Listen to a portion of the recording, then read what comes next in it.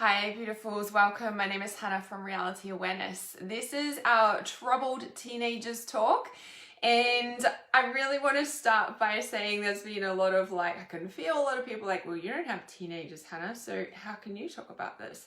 And I'm like, well, actually, I don't have teenagers, nor I have a preteen, but I have been unschooling my preteen for 5 years now. We were homeschooling before that, and I've been aware parenting since she was 3 months old. So when I respond to this troubled teenager questions, what I am responding with is my experience in helping people as an intuitive healer, which I've done since 2005, which is quite a few years now. And my gift is being able to unlock the emotional discord at its core. So with my intuitive healing skills, with my aware parenting experience, and with radical unschooling and coming from a very peaceful parenting perspective, this is what I will be tapping into and sharing my responses about your questions in related to your troubled teens, your troubled preteens, your children, because the issue with teenagers really begins when they're this big. When they're this big. Okay, now you might be like, but I haven't done that peaceful parenting. I haven't done that conscious parenting when they're this big. Is that why I've got these issues now? And what do I do about it now, right? Now, with what I'm also sharing on this live stream today, this is something I've been wanting to do for months, to be honest, because I do have a free audio that enables you to help support your children energetically, spiritually. What do we do? How do we help them cope with the energies? And that's really important and helpful too, but I haven't actually spoken directly to teenagers or preteen ages before. And when I was on the road on my road trip for 5 months, I was getting so many questions about teenagers and my problems with this, and I'm struggling being able to communicate with my teenagers, and I wanted to do so much on the road, and I'm so glad that I can be grounded enough now in my home to be able to just do these things all the time when I want to. And the piece that I really want to share about this is coming into a place where at that time a few months ago I reached out to my parenting mentor who introduced me to aware parenting when Adaya was 3 months of age, and honestly it was like God talking. I was just like, oh my God, this makes total sense, right? So when I reached out to her, I was like, do you have something on teenagers, or there's so many people coming to me about teenagers, do you have anything I can share with them? And I kind of felt like this wall, and I was a little bit taken aback at the time. It was kind of well, I don't help anyone who hasn't been practicing aware parenting since babyhood. And I'm like, oh, okay. I was a little bit taken aback. I totally understand and get her perspective of only wanting to work with those clients, but I'm really coming into my gift of being able to help everybody with everything. And even though people say, just find your niche and just do one thing, I'm like, that's never resonated with me. And I've gone through this whole journey of trying to find my niche, and I'm like, no, coming into my gift and my life purpose is being able to help everybody. And so on this live stream today, if you're watching the replay, you can also comment below. And what I'll be, like I said, answering is from this intuitive healing, conscious parenting, aware parenting, peaceful parenting, radical unschooling space in enabling us to reconnect and have that bond with our child no matter how old they are. My solid belief is that any single person on this planet can heal any level of trauma if that person wants to, and if they're willing to have the right support around them to be able to do that. So when I speak about troubled teenagers, this is the perspective of where I'm really coming from in that avenue, because I honestly believe that, number one, our children are the ones that are going to change the world. We as conscious parents have, those children have chosen us as conscious parents, to have us as conscious parents, to be able to support them in a world that is changing, where all the rules have suddenly changed and all our freedom has been taken away, where everything is moving into a technological era that is just mind-boggling to us, that is making us have more mental health issues than anything on this planet. And so when I really come into this place of being able to help your teenager, it is really coming from the perspective that if you apply this approach to any single human being on the planet, we can shift them. Like, that is really where this is coming from. So even though I don't have teenagers yet, I used to be a teenager, and I know that all the trauma, 99% of the trauma that I've gone through from young adulthood into my adulthood has been because of the way I was treated as a teenager. Now, with my own personal development journey, with my own healing since when I was 21, when I was spiritually awakened, and I've been on this journey ever since and helping people in this realm ever since. It is my gift. It is what I do. It's only ever what I've done, and I worked in a pet shop before that.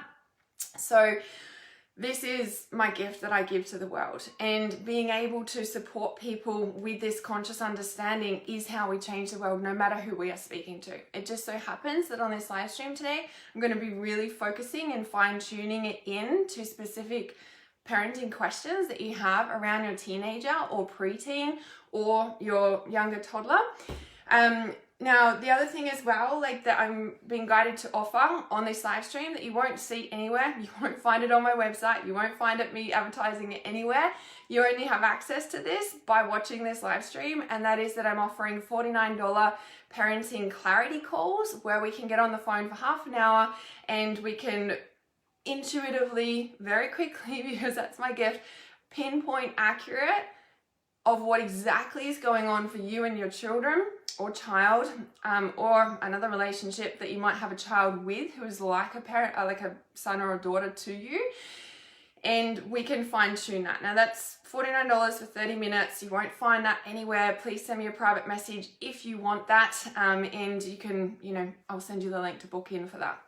So I'm just gonna share this live stream, and then I'm gonna start this live stream with what brought me on to actually, what prompted me to do this now, because as I said, this space is like, I've been wanting to do it for months. And as I'd said, when I reached out to that mentor, I was taken aback a little bit, but I do get it about being able to, fine tune who you work with in your clients. And I get that. And after me going through everything I've gone through, and I'm like, actually, my gift and my purpose, and I actually want to support everybody. Like, people are like, that's coming because you don't feel good enough and blah, blah, blah, blah. And I'm like, nah, this is like my purpose actually, and I'm owning that now. Whereas in the past, I've let everyone tell me how I should be doing it and stuff. And I'm like, nah, this is actually what I'm born for. So how about I just own that?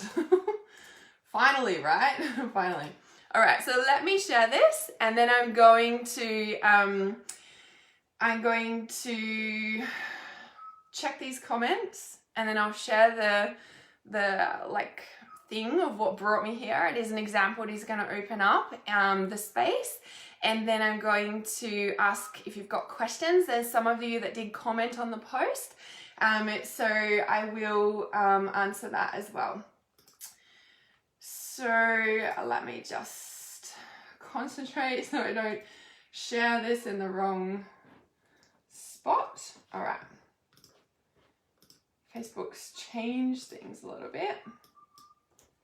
I've noticed. Interesting, because the whole world is changing.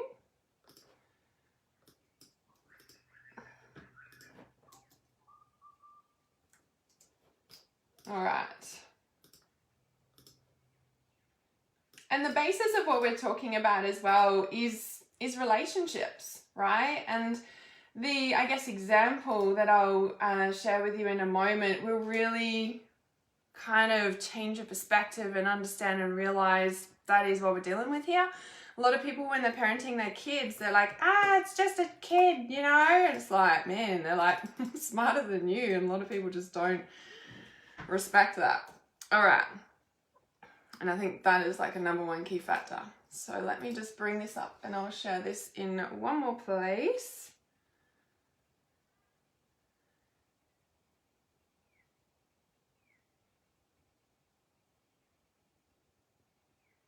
I think I can do it here.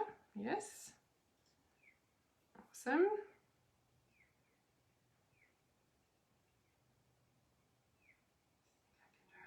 Yay.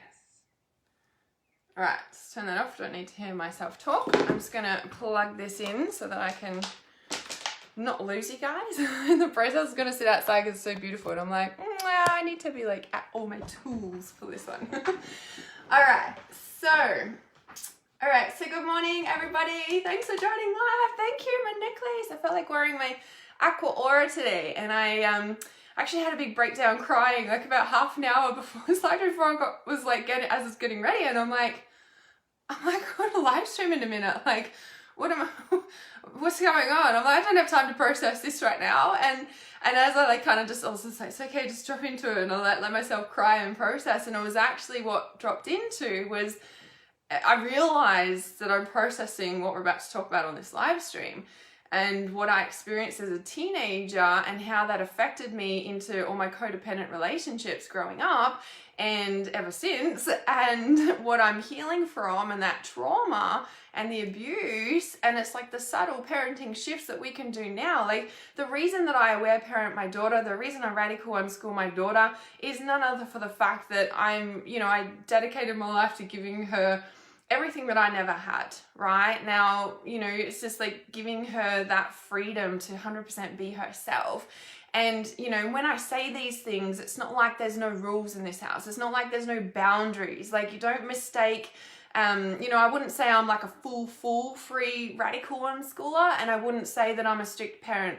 I'm a person who allows complete freedom, but with respect of boundaries of the household, of the other people in the household, of the animals in the household. Like there's rules, but there's full freedom in that, right? And there's a very, very, very strong difference to that. So the Aqua Aura I felt was just like helping me to process what I was like, let me voice this, thing. So yeah, my own trauma came up exactly. And the biggest thing with being a conscious parent is understanding that when we become a parent, all our stuff comes up. And if we are not working on all our own trauma that came up, we simply do what our parents did and we project that onto our child, and down the generational line it keeps going, right? Like that's what happens. And you'll see, like I even put on the little post that I did yesterday about like advertising for this, telling you guys I was coming up for this live stream. And I saw this the other day on the Jai Parenting Institute on Instagram, and it says, it's about being so aware of my internal environment, so what's going on inside me, so that I am not projecting onto my child what is unresolved within me, right? Like that is the basis of conscious parenting. Like that is exactly what it is. And this is why I'm passionate about helping people awaken the consciousness of themselves, and helping and giving the tools to continue that evolution of being able to grow within ourselves, because then we're not projecting it onto other people, let alone our children, and passing that down. We're actually being a full conscious parent to them, to ourselves, and that's our gift to the world. Because if we can do that and own our projections, that's where the world shit stops, right? It stops within each of us. World peace first starts with yourself. Like it is the thing, right? So Joy says, makes sense why I struggle so much in adulthood, recognizing the importance of what happens as children in the environment. Yeah, it's exactly that, right? Thanks, Nicola. Hi, Guinevere. Hi, Nicole. Hi, Rebecca. Hi, Karen. Yes, divine timing for this live stream. You're so very welcome. Yes, you're so welcome, Rebecca. Yeah, if you guys want that $49 offer, you're gonna have to send me a personal message after this live stream. Otherwise, I won't be able to remember all of you guys in the live stream. Or if you're watching on YouTube or anything, send me an email at hannah@realityawareness.com so you can grab that deal as well, because you won't find that anywhere, only if you've watched this live stream. And send me a message. All right, so Guinevere says, thanks, beautiful. I actually didn't even think of talking with you about my young man. Yeah, it's a thing, right? And just because, I'm not an expert. I'm not an expert in teenagers. I don't have one yet. But I have a preteen, and I am treating her like a teenager. She's 11 and a half now. And for about the past year, I have been treating her like she's 15. And what I mean by that is that all of her hormones and everything have been kicking in since she was 8, like 7.5, 8 years old. Like that's when it starts. That's when we should be starting to treat our child like a teenager, not in a sense of like being stricter and harsher and, you know, like it's like stop treating them like a child, right? Number one. And number two, recognize that they are moving into puberty. They are becoming a man and a woman so young, right? Now, let me give you a little bit of history here, a little bit of timeline, human history, for example, okay? Before there was the schooling system, which, I don't know, maybe from memory only kicked in about 1800s. Maybe I'm wrong about that. Maybe it was 1600s. I don't know, right? But it was only a couple of centuries ago. And humans have actually been around for a lot longer than that. Would you agree, right? So when we actually look at the schooling system, they keep us numb and dumb until we're like 18, okay? And then at 18, we kind of get out of school and then we're kind of all lost, just going, oh, fuck, like, hang on a sec, nobody's telling me what to do. I've been told what to do for 12 years, like, who am I? Like, oh, hang on, let me just go partying and, I don't know, maybe I better go to uni and be a good girl so someone else can tell me else what to do because I don't actually know how to think for myself. Like, it's designed, the school system's designed like that for a reason, right? Let alone all the other issues that come with that. But the point is that we're in a schooling system till we're 18. Now, I'm not telling you guys to unschool your kids. I'm not saying to homeschool your kids. Like, I don't care what you do with your kids in the way that you school them. I fully support what you are being guided to do with your child, whether that's put them in school or take them out of school. I support whatever you're being called to do for your child because that's what's right for you. I'm all about trusting your intuition, remember? So if your intuition is telling you to put your child in school and that's what works for you and your family, then you need to trust that wholeheartedly. Now, you can unschool your child whilst they are in school. Now you might think, well, that's a bit ridiculous, Hannah. How do you do that? Okay, or how do you homeschool, right? And what I want to say to you is that it's not so much about the schooling, it's about the way that you're treating your child in your parenting philosophies, in how you're raising them, okay? Like they could be in school and you could be a full conscious parent and they could be in the schooling system, right? Like, you know, just because I don't agree with the schooling system and I don't put my child in school, like doesn't mean that, you know, I don't support people who have their children in school. It's like, no, because having, you know, your child in school is right for you and your family, and you can still be a conscious parent and support your child with the traumas that come from being in such an environment, right? So it's not about what I think is right or wrong. I'm fully about supporting you with your choices and being able to provide you tools and you helping your child with whatever it's going through, because this is the same as being a healer, helping a person, going through whatever they're going through. Like there's no real difference there, just slight tweaking of things, right? So back to the schooling history and human history. So at 18, we come out of school. Sometimes we come out of, you know, a 16-year-old, you know, as a 16-year-old, sometimes we drop out earlier. Like there's different things, right? Obviously.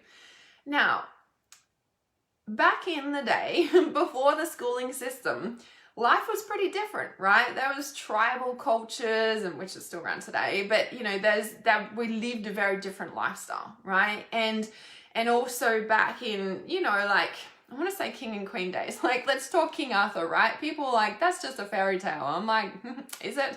So things like those sorts of eras, right? Like, let's go back, okay? Let's go back to the tribal days. Let's go back to before technology. Let's go back to schooling, before schooling systems, okay?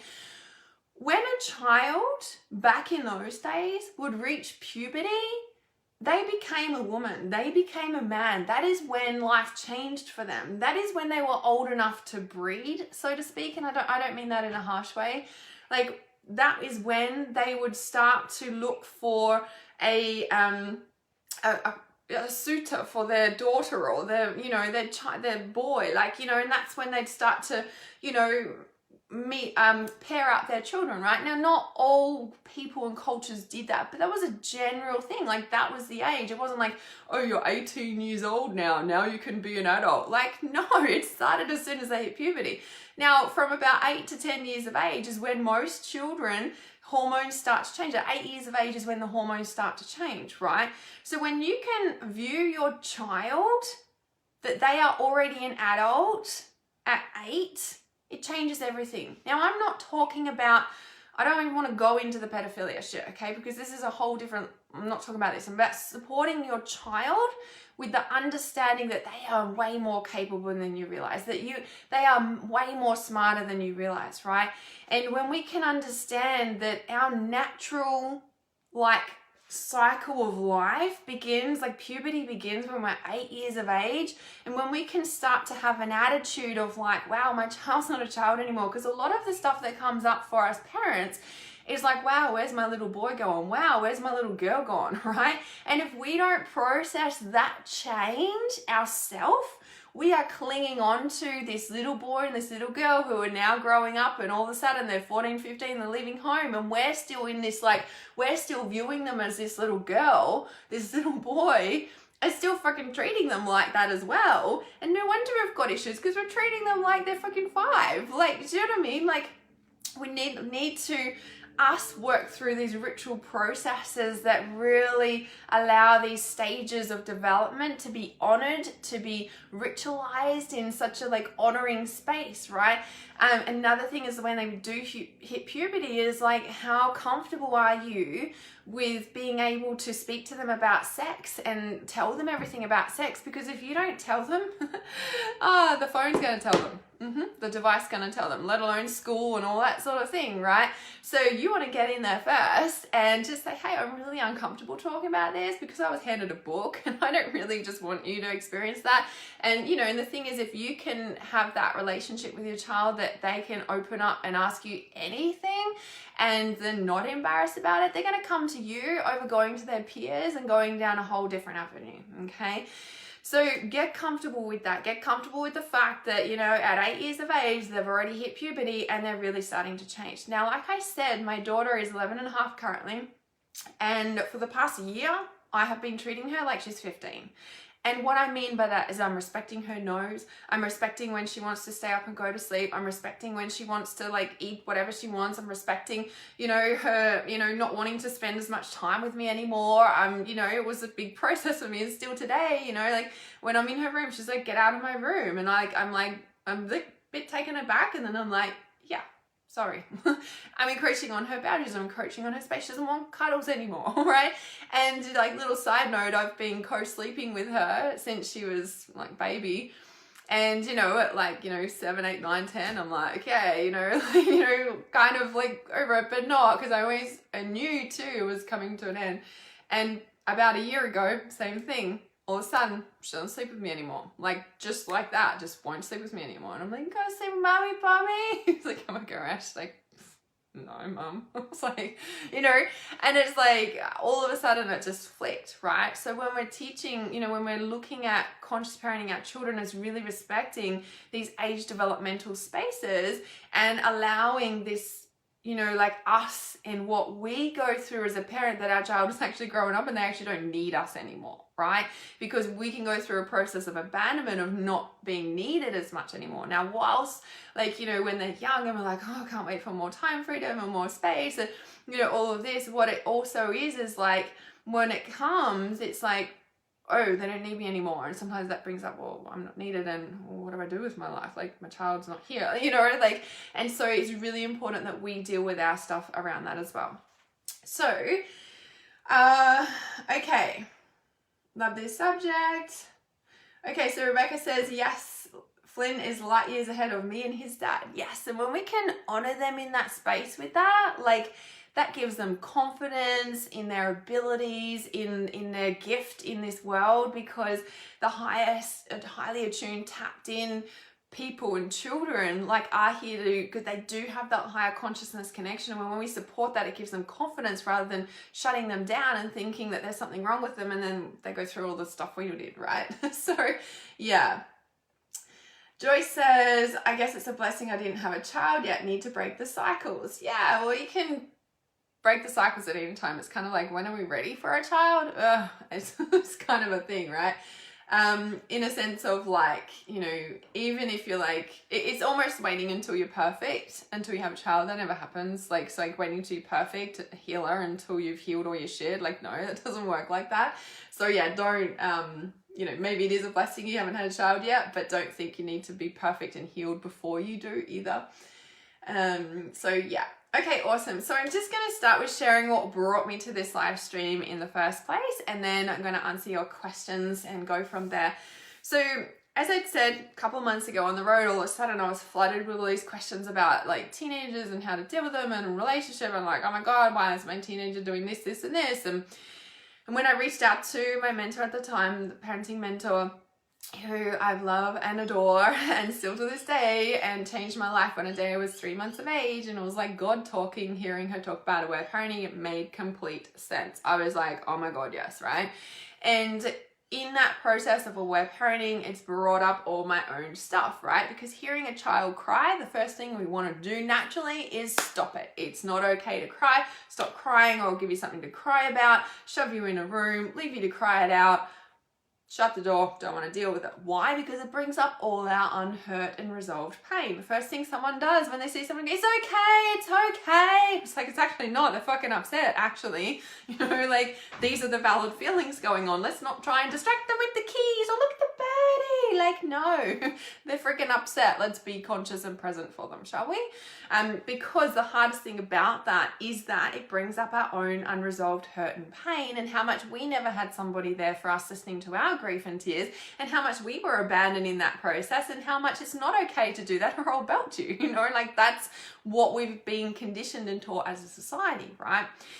So back to this past couple of days, I've been speaking with one of my beautiful clients, and she was asking about her 11-year-old daughter and going through this process, and she's like, you know, the same thing, similar, what I've been experiencing with my 11-year-old, and like, you know, they're coming in, like they're preteen, they're coming into that teenage years, and I've been dealing with it a bit myself lately, because we're in this, if you see my stories and everything, we're in this beautiful home and this beautiful sunlight that comes in, and she's just always got her blinds closed, and she's like a night owl, and she'll be awake all night and sleep during the day, and like there's this cycle going on, and I'm like, okay. And by the way, like it's been really amazing to conscious parent in the way that I have, with a blend of aware parenting, hand-in-hand parenting, conscious parenting, unschooling philosophy, all combined, right? And I do kind of my own thing with all of those bits coming in when they're needed. And just allowing her to fully be herself over these years and watch the phases she goes through, right? So a big part of the unschooling philosophy is almost like, I really liken it to an entrepreneur's life and journey and philosophy, in a sense that an unschooling philosophy is basically allowing a child, or natural learning based philosophy is allowing a child to fully be engaged and learn what it is they are passionate about, right? And when you find what they're passionate about, when they discover that, you bring all the resources in to fully support that passion, right? Now, when we are able to, you know, do that, what I've noticed over the years, so examples like, you know, she was like fully into Thomas the Tank Engine and trains, and then it was like, you know, Lego, and, you know, and that was like, you know, a good year or nearly 2 years, and it was just Lego. She'd stay up till like, she was like 4 or 5 years of age, and she'll stay up till 11 p.m. at night, like building this Lego, because she just had to finish it, right? And I'm like, I know that feeling, go for it, honey. Like, you know, and so it's like supporting them in that, right? And a sense of accomplishment when they've done it, and the confidence in themselves, and you being able to support them in that. Like, no, it's 8 o'clock, time to go to bed. Like, no, like, look how passionate they are. You're going to cut that out of their life, are you? Because it's time to go to bed, made on a like societal based structure and system that 8 p.m. is bedtime. Like, no. We're in a reality that time doesn't really exist when we can bring in higher dimensional forces, right? So when we are able to really, Fortnite, a day as a gamer at the moment, right? So move from like Thomas the Tank Engines and like motorbikes and cars when she was a toddler, and then into, you know, like Lego and animals all the time, by the way. And then it was Lego, and then it was Barbies when she was 7, and then it flicked into the Minecraft, and now it's into, I think it's Roblox. And like, you know, and she watches the Minecraft championships, what she's doing now, but she'll stay up all night to 5 a.m, watch it, and then sleep for the day, you know, like, so the whole thing, right? And even though it's stretched my, like, she's gaming too much, and she's on the device too much, and blah, blah, like, it's stretched my thing, right? I've had to let go. I've had to let go of the reins. So coming back to this like 11-year-old space, okay, around between 7 and 14, okay, and notice this thing, and especially kind of now at the 11, like she's in this dark room. She's a night owl. She's, you know, doesn't like the sunlight, and you know me, I'm like always out in the sun. I'm like, honey, you need to spend some time in the sun, and she knows, right? Because we were in the pool the other day, and she's like, look, mum, I'm in the sun and it's midday. Like, you know, it's like, and I'm like, I know. I'm like, she knows.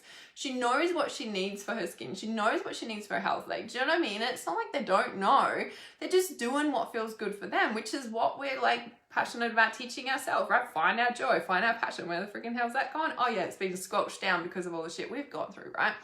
So instead of having our children have to find that again when they're an adult, how about just allowing them to stay connected to it now, right? It doesn't take much. It just takes our, you know, support, right? So, all right, so the darkness thing. This was really interesting when I had said to my client, because she was saying like, you know, like she's like talking back to me, and, you know, I'll go in a room and she's like yelling at me to get out, you know, and she's like taking it back and she's like, don't talk to me like that. But then she's like, but then I got out of her room. It's kind of like, yeah, it does take us back, you know, like, and the thing that it takes us back to is our experience of that. Respect me, don't speak to me like that, like you're bad. Like, you know, like when I was I think I was like 12 or 13, I had the most crucial support system taken away from me. I had my door handle removed and I had my stereo system taken away from me. They were my blood life force, you know, and I think that's when I started getting more animals, because then that shit was taken away from me. I'm like, well, the animals, I think what saved me, right? And the drugs and the smoking cigarettes. I started at 13, and smoking weed every day before school started at 13. I'm like, well, my stereo was taken away. I don't have privacy in my room. You know, I've got all these younger siblings running around and kids that we looked after. Like, the house was just chaos, and like now my door handle was taken away. I'm like, cool, let's go take the dog for a walk and go to the drug dealer's house and sit there and smoke buckets, because I don't have anything else, right? So the biggest thing, if you are worried about your teenagers being like in the wrong crowd and taking drugs and getting mixed up in that, is fucking respect what they tell you. If they tell you to get out of their bedroom, for goodness sake, do it. Be okay with saying no and standing up to you, right?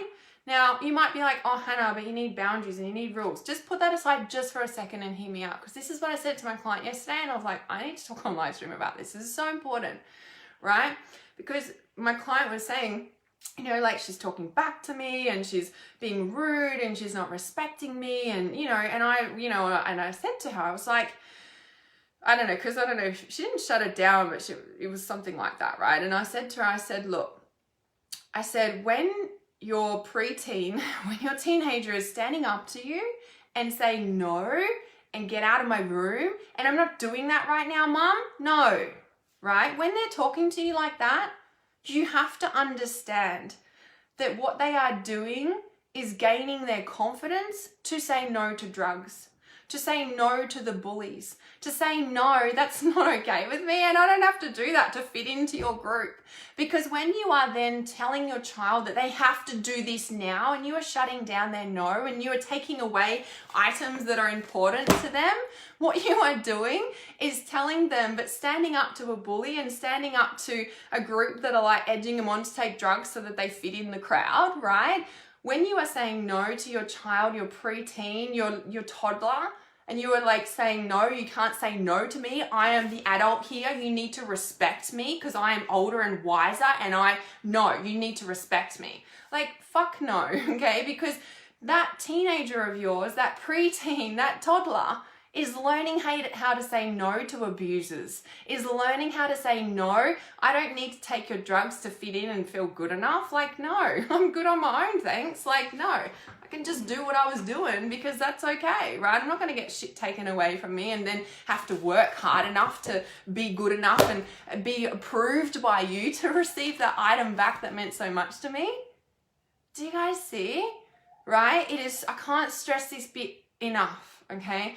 Now, there's a boundary line, right? Like, sometimes, like, you know, Daya is like a little bit, I respect her no's, right? I do. I get out of her room. And another little side note, this is another little important thing, right? And I also said to my client, I said, you know, like at this age, you know, like I don't force her to do housework. I don't force her to do chores. I don't, okay? Like if I need stuff done, I hire a cleaner or I do it myself, right? Like I don't expect her to work for her like room. Like I'm like, she was my baby and she's always gonna have a room in my house, right?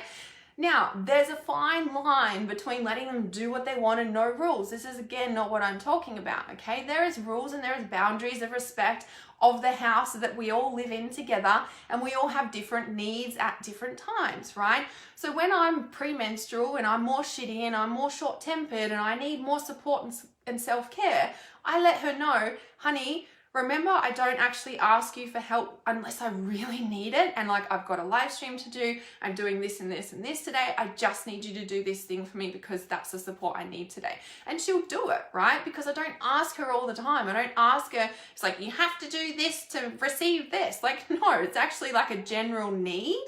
And this is how we support each other. And there's a general mutual respect there, because when she's needing certain things, yeah, I go out of my way and I help her too, right? And so when I need that at certain times, she does that too, right? And this is the relationship we have because it's built on this respect, understanding and needs that how the household runs, not like I'm the older boss and wiser one, like this is what we need to do. Like, no, we're a team, right?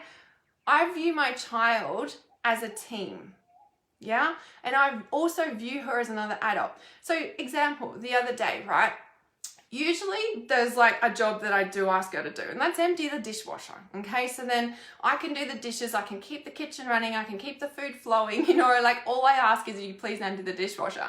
Now, the other day I don't know, it was a little bit out of flow or something, and she'd already gone to sleep, and I was like, fuck, like I really want this kitchen clean. I'm like, I think she was in the middle of a game, actually. She wasn't asleep, because I was like, and I went in there and I was like, oh, honey, I need you to do the dishwasher so I can do the thing. And she's like, Mom, I'm in the middle of this game with my friends. And I was like, okay. I was like, I'll just do it right now, you know, like, and I just went and did it, right? Now, instead of cracking the shits and forcing her to get off her game of her friends and like pulling her away from what's important to her, that's like her coming in here and demanding me get away from my clients, and people might be like, but that's your work. And I'm like, this is no different. I could be on the phone, I could be having a coffee with somebody, like there's no difference there, right? This is a mutual respect. Like I could have waited a couple of hours and for her to do the dishwasher then, right? But I wanted it done at that moment, so I chose to do it.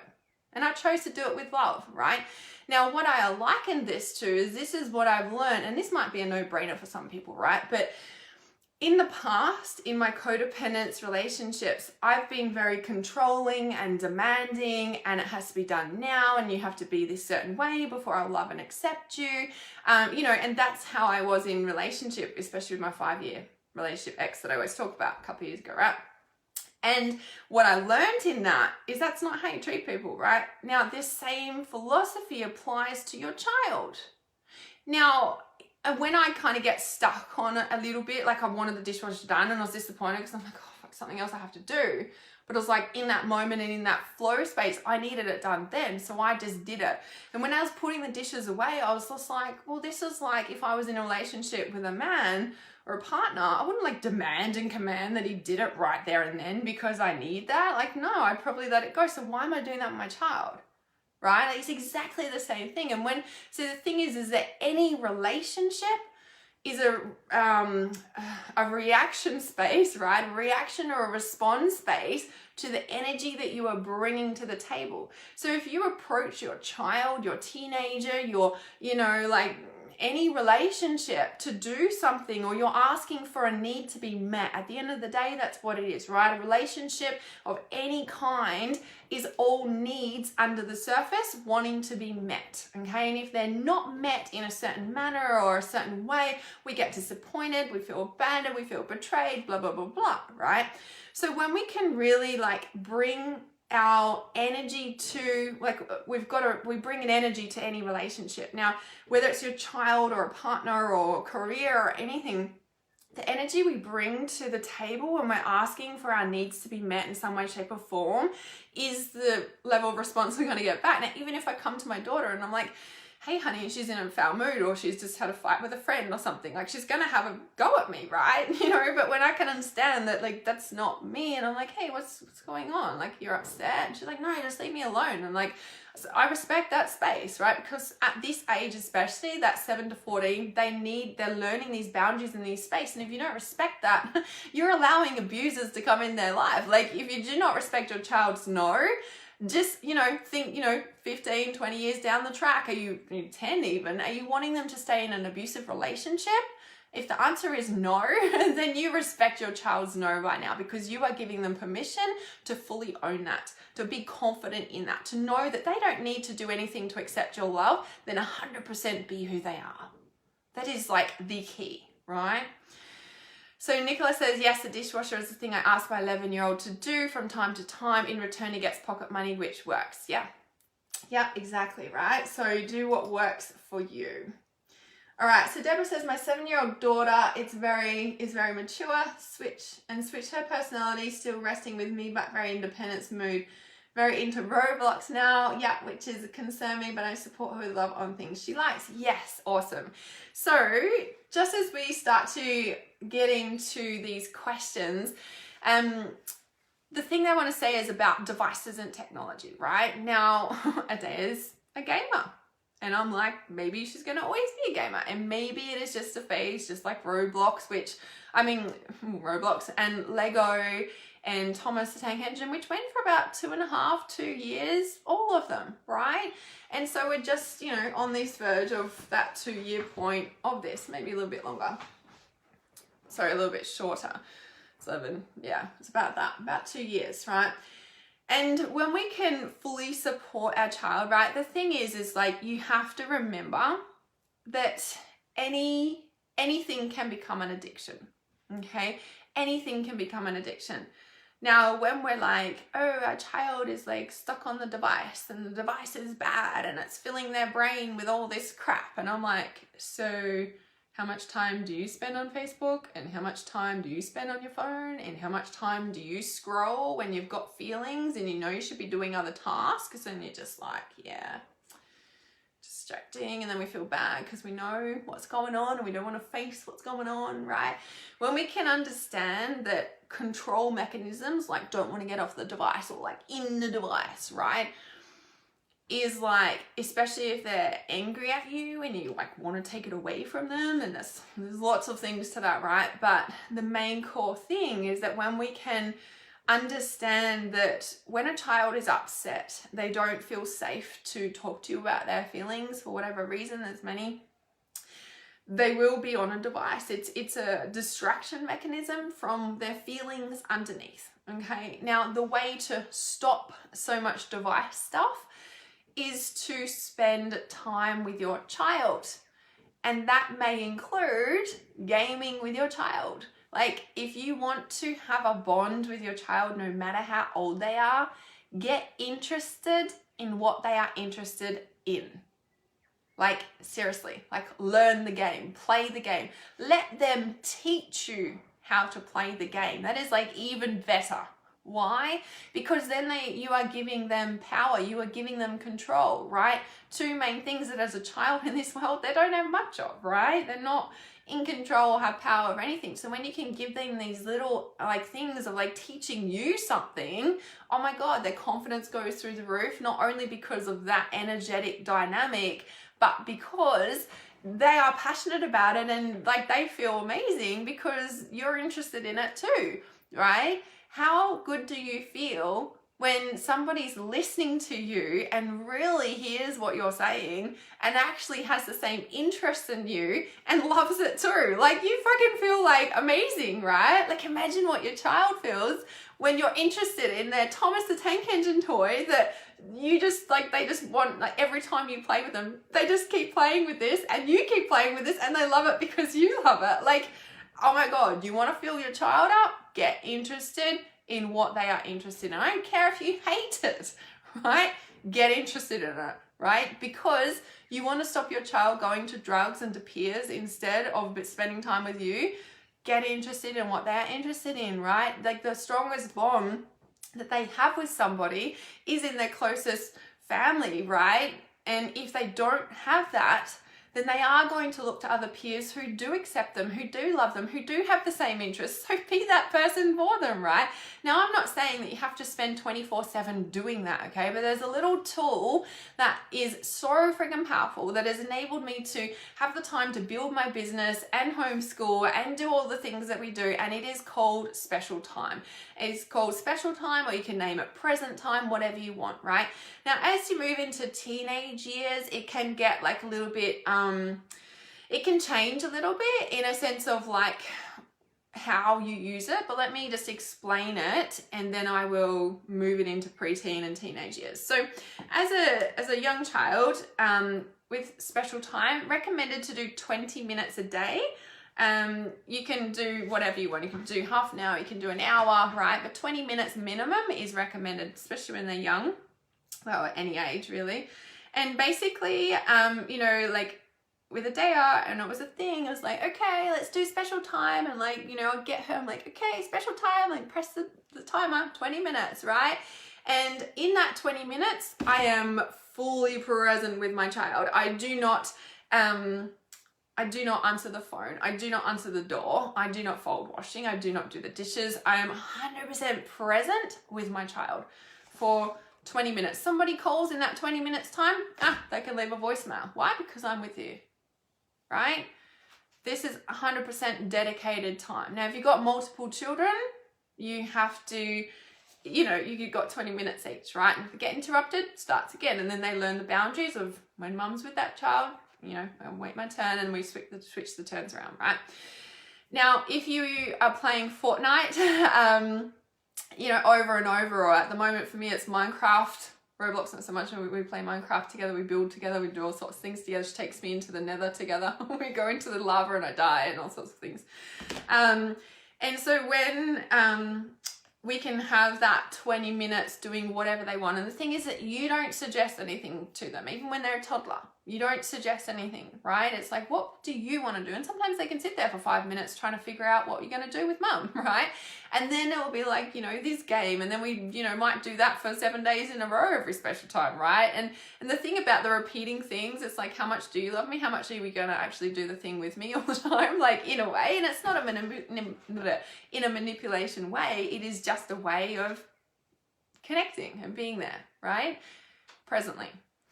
And so this builds an emotional bond. It also builds space as a single mother or any sort of parenting to be able to have that time with your child and feel like you're being a good enough parent, in a way of, you know, when like a child's nagging and they're like needy and like always wanting you, it's kind of like they're not getting enough time. Their emotional cup is not full. So when you can give your child Special Time every day, like for me, it's like, you know, she comes in and as she gets older, she's like, can we do Special Time now? It's like, yeah, cool, honey, I'll just finish these couple of things and I'll be right there. And she goes off and she waits. Why? Because she knows that I'm going to be present with her in a moment. And so it enables me to get tasks done because we're also doing Special Time and she knows I'm 100% present there. Now, the times vary with myself over the years, 20 minutes, half an hour. These days it's about half an hour, depending, because we're usually gaming. It doesn't happen every day, but it does happen several times a week as she's got a bit older. And then, you know, as it gets older to teenage years, it might not necessarily be gaming or spending an hour or doing what they want to do. It might be like, okay, mum, you know, actually I want to go and do this thing at the shops, or I want to go and do this, you know, once a week, or whatever it is. Like, you know, like ask your child what it is they want to do with you, right? Because when you've got that bond and you get excited and you spend time with them, it's the same as spending time with a partner or any relationship, right? So yeah, so, and it's really, you know, when you're starting that process, you know, you can explain it to them. And the best thing to do with slightly older children, you know, like even 5 onwards, when you're starting something like Special Time, it can be, even though you are a good parent, okay, you can start off with like, hey honey, especially as teenagers, hey honey, I haven't been a good mum lately, and I want to be a better mum too. Like, we've been through a lot, and I want to be a good mum too. I want to be a better mum. And I've learnt this thing called Special Time. And actually, like, we set a timer for like half an hour, whatever you say. you know, a couple times a week or every day. And basically I'm spending time with you and I'm 100% present, and I don't answer my phone and I don't answer my email, and we can do whatever you want to do, right? I'm all yours. Spend time with you because I love you and I want to be there for you. I want to be a better mom. Tell me how I can be a better mum to you, and then zip it and let them talk. And over time, what this special time does is it builds a bond. It builds a connection. It builds trust. You're always going to be there for them, right? And what does that do? It opens them up to feel safe, to talk to you about their deepest, darkest feelings, instead of burying them with drugs, instead of burying them with devices, instead of burying them with peers that do risky behaviors, right? Key crucial tool, special time. Game of pool or bowling with a 15-year-old. Exactly, right? There's always something that they would like to do with you. Spend time in the pool. Lately it's been with me in a day. Stop gaming, it's the pool. And I'm like, yes, the pool. Outside in the sun. Right? So Nicola says, yes, I do try and sit and watch them play, which they absolutely love. Exactly, right? And in yourself, like you can, even if you don't use a special time tool, like I love using it because it really, they know that time is dedicated to them and that it's like a solid boundary. And I feel like there's something that happens in that space. But you can as well, like, you know, just know in yourself, all right, cool, like half an hour, I'm 100% theirs, right? But when you actually tell them that, it does make them feel even more special in a way, right? Because life is busy, and this is a way we can really manage reality in that way, right? Nicole says, my 6-year-old son loves to teach us how to play video games. Exactly, right? And like, let them do that. And, you know, like, I'm so bad at this, how come you're so good? Okay, teach me to be better, or, you know, like all this sort of thing. It's like, how come I lose all the time, you know? And the same thing with gaming, you know, like a proper game, like out of device game, like a real rough and tumble game, right? It's really, really powerful to, you know, especially when they're younger and little, to like do overpowering games. You know, like if a toddler like pushes you over and you have this dramatic like fall and like, oh my God, like how did you push me over? You must be so strong. And you try and get back up and they push you over again. And it's like this big dramatic thing. And the laughter and the giggles that come from that like creates so much connection. Laughter releases fear. So if you can like have lots of laughing stuff, it really helps as well. Hi, Leanne. All right, so if you guys are on live and you have questions, please let me know. I'm going to start to answer the questions that had come in through email and through the comments that I'd put on that post. All right, so Emily says, my eldest son is 15 next March. He's really hard work. Okay, let me just pause a minute on that. There's something else I wanted to say about the dark room stuff before with my 11-year-old and what I was helping my client with. So I'm like, okay, and we all know how important it's sun, and like they're in this like dark cave and it's like dark, and pull the blinds down and I want sunlight and the sunlight hurts my eyes, and give me my device and let me just be in this zone, you know, like. And something that I've been questioning because I've been processing it myself lately, and I'm just like, okay, like just allow, just stretch the limits, Hannah. And I've been processing what it's been bringing up for me, because I'm like, sun, health, da da da da. And intuitively this came to me. Well, talking about, you know, what I do with clients normally anyway, right? In a sense of like, this bit is what I do all the time anyway. So from 0, and you might have heard me talk about this, from 0 to 7 years of age, this is age developmental stuff. From 0 to 7 years of age, it's like all about the mum, right? The child's all about the mum, usually, okay? It's all about the mum, 0 to 7. From 7 to 14, all about the dad, yeah? From 14 onwards, we don't need either mum or dad. Go away, leave me alone. I'm all good now, right? Teenage years. Now, if we look at that, it's like, you know, 0 to 7, all about the mum. 7 to 14, all about dad. At 14, we don't need either. On a like developmental age scale thing, it's like 0 to 7, understanding feminine. 7 to 14, understanding masculine. At 14, masculine and feminine coming together. I don't need either because I've integrated myself, yeah?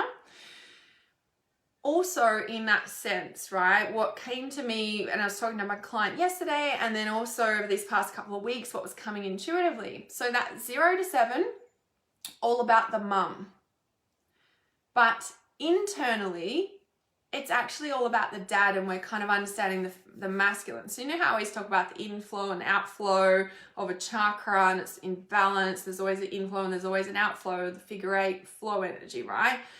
And so 0 to 7 is all about the mum, but internally we're understanding the masculine. At 7 to 14, it's all about the dad, but internally we're understanding the feminine. At 14 onwards, integrating all 4 components into ourselves as who we are as a teenager, right? And this is why it's so important to give your teenager full freedom. So, you know, for me, I had my door handle taken away. I had the most deepest support. Was my music taken away? My big stereo was taken away. That was my blood life force, right? Anyway, you can imagine what that's done to me, right? I'm like, oh, that's why I've been so fucked up all my life.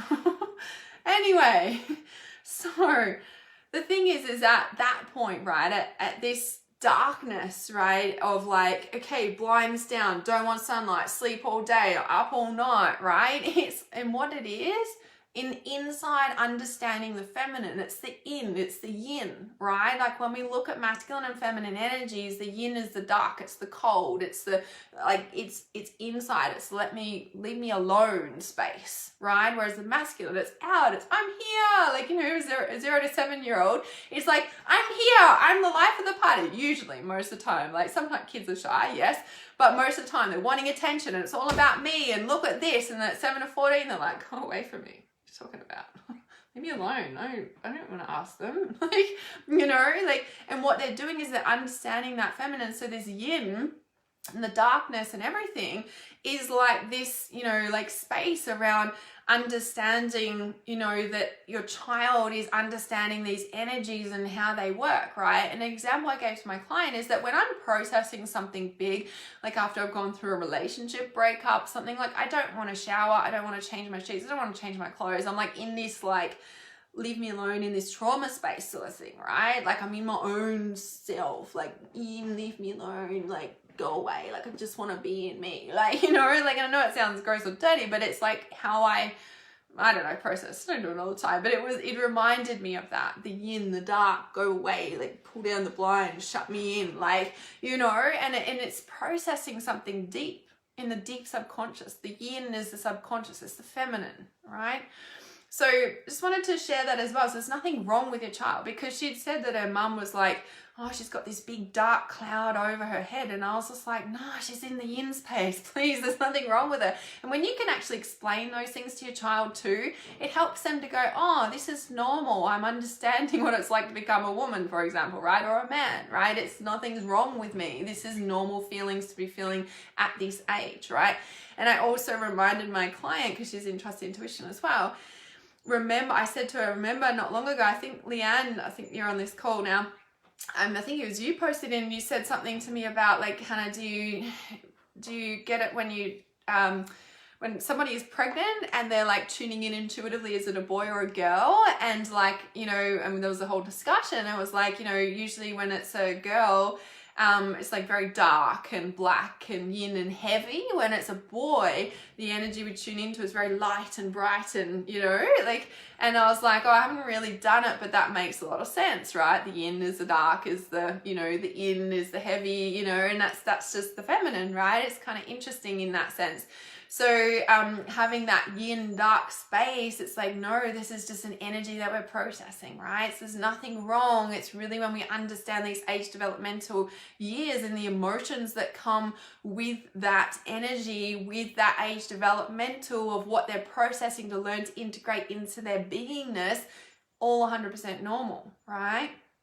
So Emily says, my eldest son is 14, 15 next March. He's really hard work and basically ignores me, calls me Emily instead of mum, who won't do his homework. He says he won't help him later in life to get a job.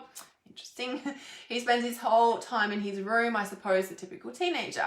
He lost his father nearly 2 years ago, and I think I'm worried about telling him off and putting in consequences. He still won't talk about his dad, and I get confused about what is teenage behavior and what is holding on to grief. How do I support him and not end up arguing with him all the time? Yeah, so that's a big one, because he's lost his dad in the mix of when he was in that dad phase, right? Like when I said 7 to 14 is all about the dad, right? Even though they're internal, understanding the yin space, it is also all about the dad. And so losing your dad at that pivotal time, like huge, right? So again, I wouldn't force about talking about his dad. What I would concentrate on is being his friend. So this thing about spending his whole time in his room and, not wanting to do homework and stuff, definitely I feel is, it's interesting when he says basically ignores me, calls me Emily instead of mom, like that sort of thing too. I would just, as hard as it is, I would allow, in a sense of like, again, they're coming into that space of, I'm an adult now. Like I said, when they're 8, they start hitting puberty. When we can really see them as an adult from then, in a way that we treat them like an adult, not a child, in the way we treat them like we would a friend rather than a child.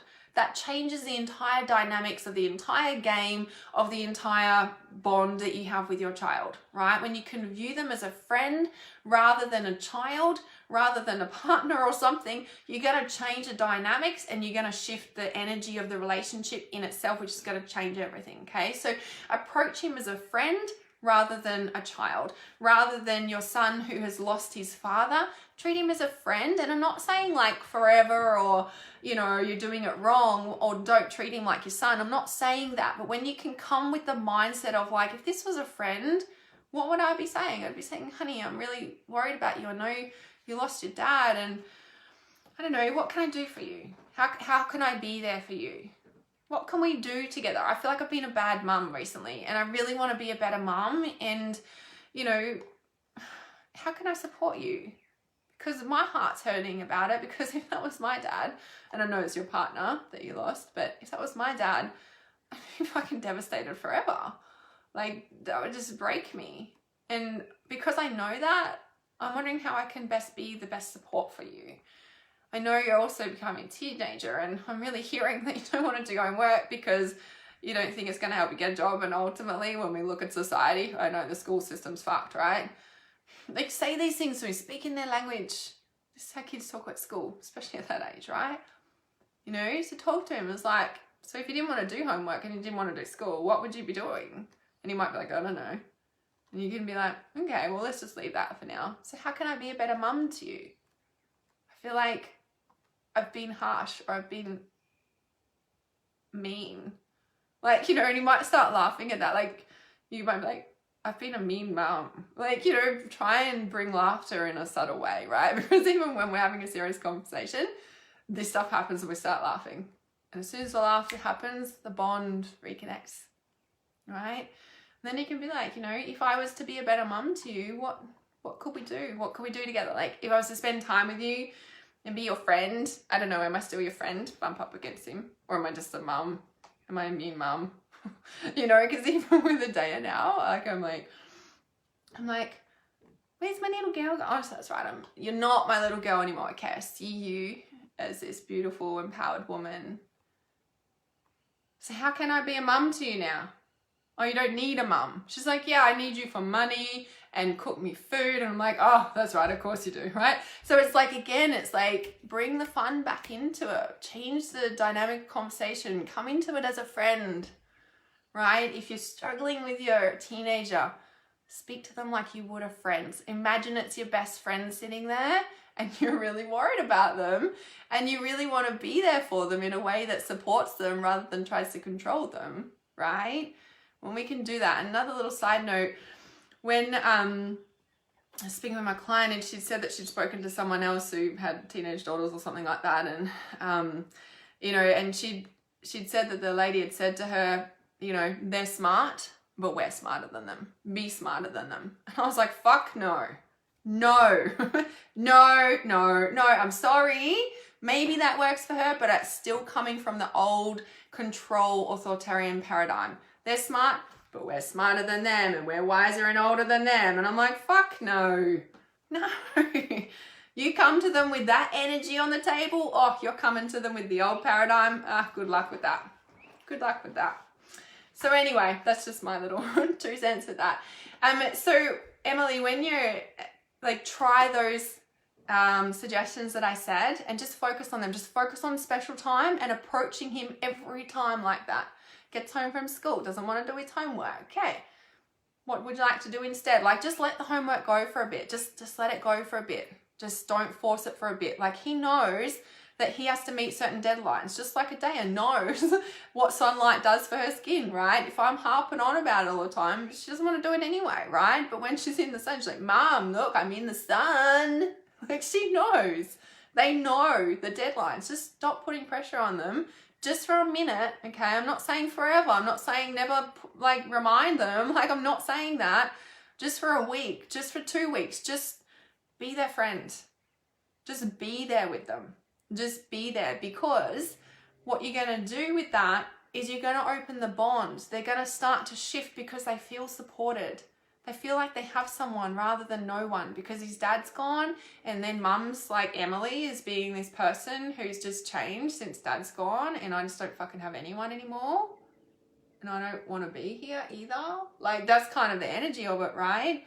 So when you can just let go of all of that and just be his friend, don't want to do that today? No worries. Like, sometimes I don't fucking want to do work either. I have to still, and I have to get it done by a certain time, but I can do it tomorrow. You just share what you do, yeah? Because they know they have to reach deadlines. And if he's really, you know, supported, he will just, at the time it's needed to get done, he will do it, right?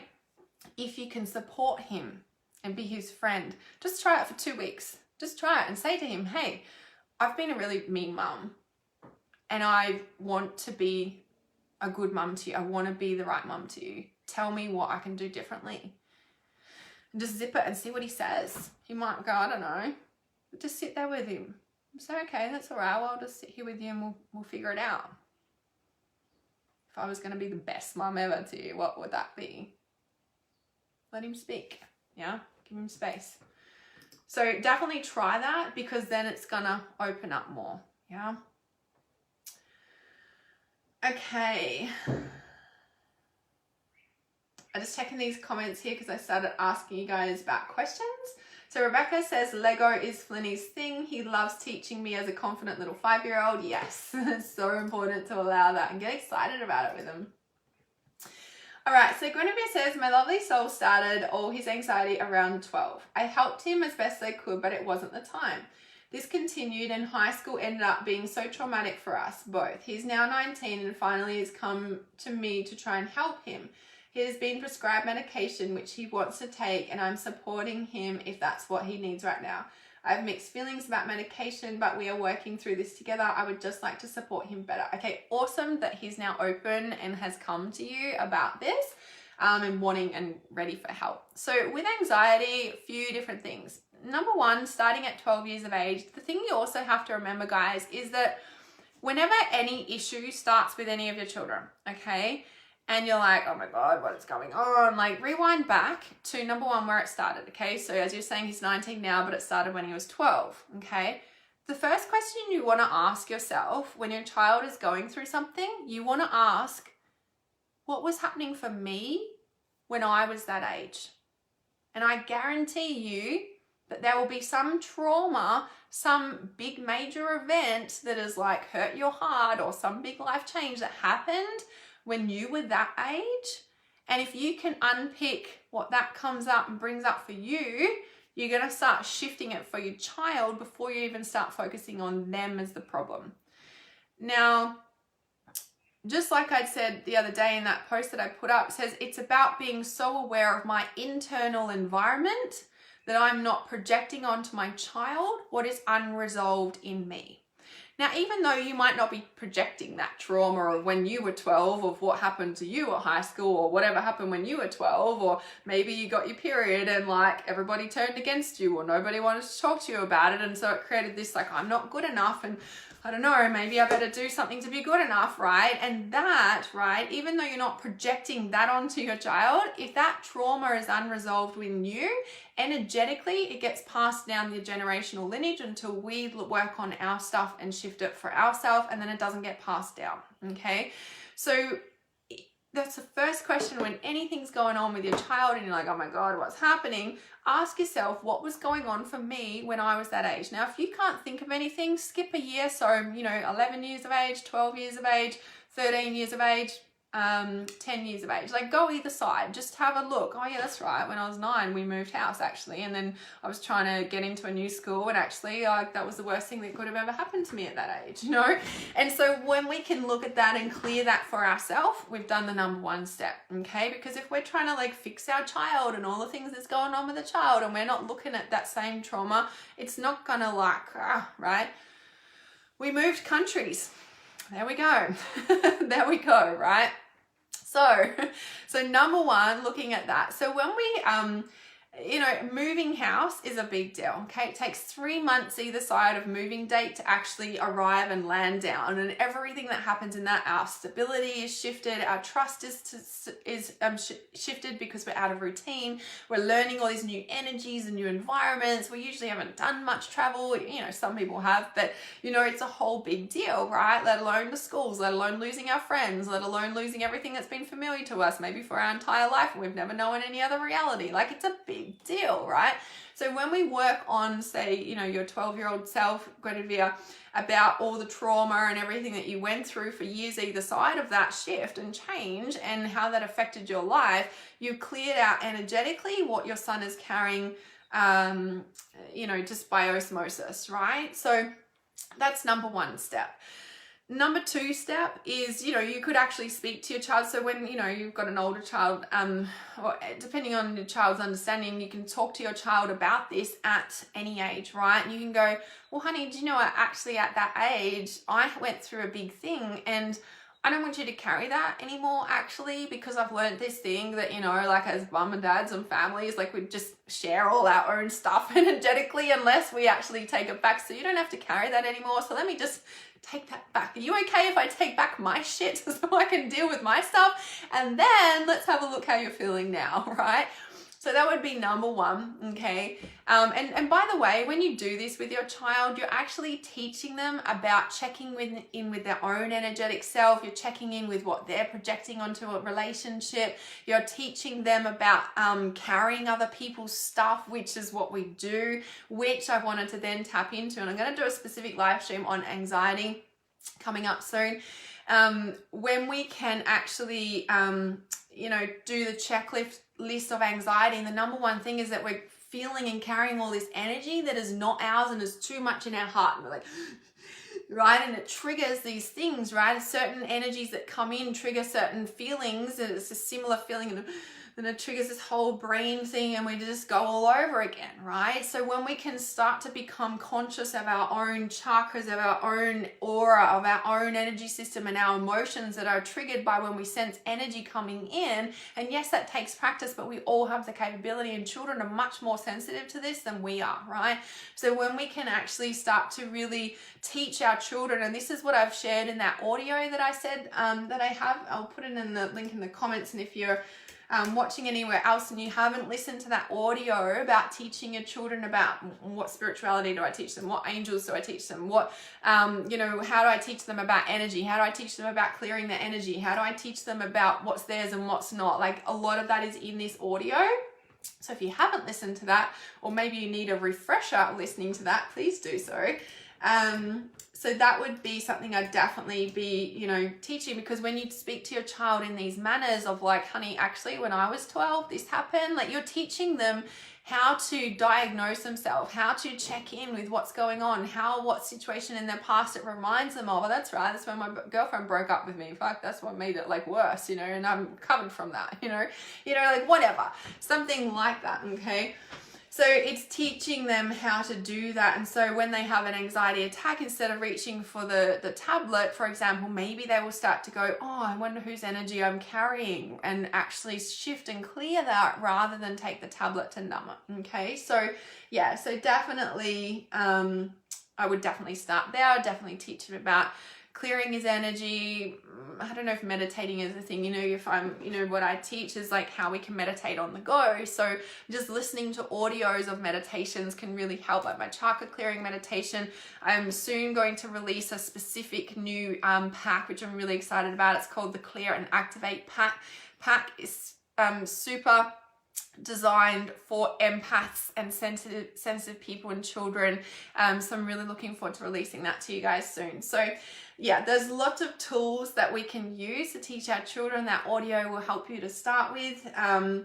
Yeah, so just let me know if that helps there for you, Guinevere. Excuse me. So Nicole says, I've been in a similar space of going inward for several days now. Yes, awesome. Awesome. All right. Rebecca says, have post-concussion syndrome at the moment since injury 10 weeks ago.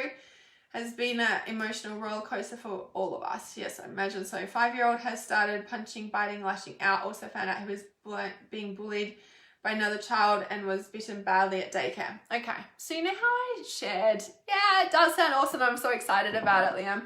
I don't know where I shared this. It's a common, like, I don't know, psychology thing or something. So that your child started biting, punching, is being bullied and bitten at daycare, etc. So crucial, and I think I share a lot of this in the audio as well.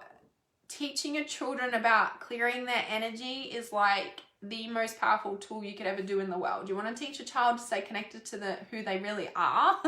Teach your child to clear their freaking energy, right? Like, and in that audio, I do that as well as the paintings and the drawings, especially coming home from daycare. Like when Adea was a toddler, we had our painting table set up all the time, and she would know, she would come home and she would go straight to that table and she would just do it because it makes her feel better, right? She clears all the energy out of their aura from like carrying everyone's crap at daycare, getting bitten, like the whole thing, right? If they don't have those tools and resources, they're carrying around that energy and they go and do that because they're trying to get rid of it. It's called passing the hot potato. So, the dad is at work. He gets yelled at by his boss. He doesn't know how to deal with it. So he comes home and he yells at his wife, and she doesn't know how to deal with it. So she yells at her child, and then the child doesn't know how to deal with it. So they yell at the animal. Like it's passing the hot potato, right? And this is the same with the generational trauma, is it just gets passed down unless somebody is conscious and says, actually, hang on a second, this is not my energy and I'm going to clear it. And hey, what's going on for you? Right? Like, no, right? This is like where the buck stops here. So teach your child to clear the energy. And the best way we can do that is connecting them with angels and stuff. Please listen to that audio because you're going to need to, there's lots of tools in there. I'm pretty sure I spoke about all of that. The other thing is lots of special time, okay? Because you've had an injury like that, he's all of a sudden lost his mum, okay? And then I would also be looking at you, like lost your mum in a sense of like, you're not as present because you're recovering, and as you said, it's been a struggle for everybody. So lots of special time be really important. And even though if you can't physically do special time the way you do it and normally do it, you can say, hey, like I can still do special time with you, but we're gonna have to lay in bed and do something that way. Is there something we can do like that? Because I want to spend time with you, but this is the only way I can do it right now. So we can definitely make it work, right? We're still connecting with them.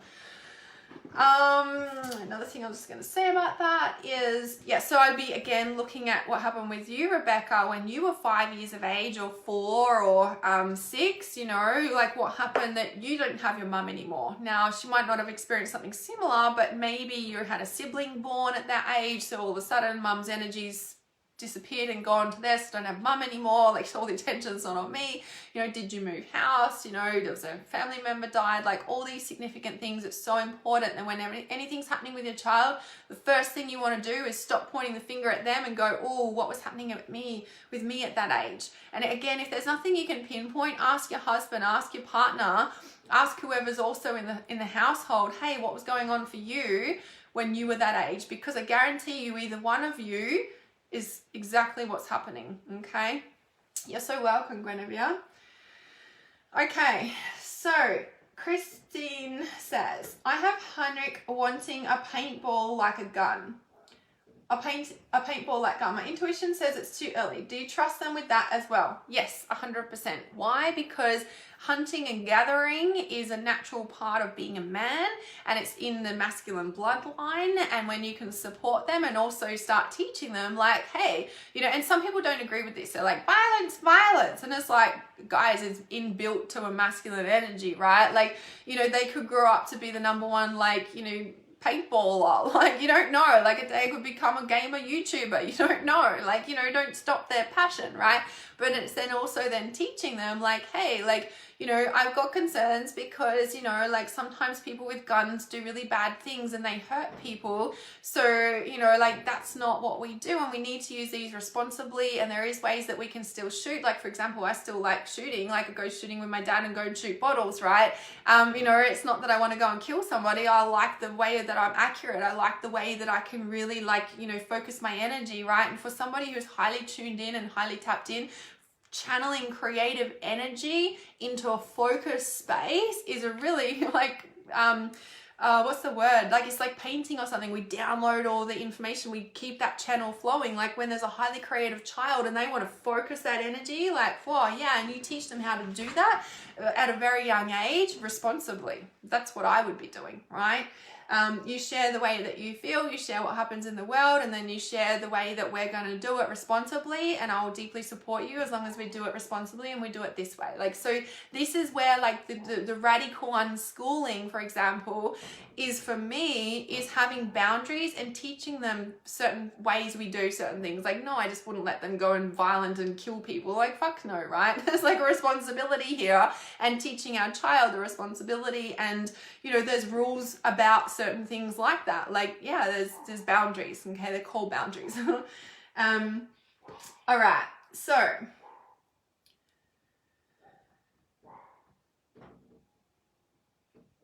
I'm just gonna go and check that my dog's not barking at a snake. 2 seconds.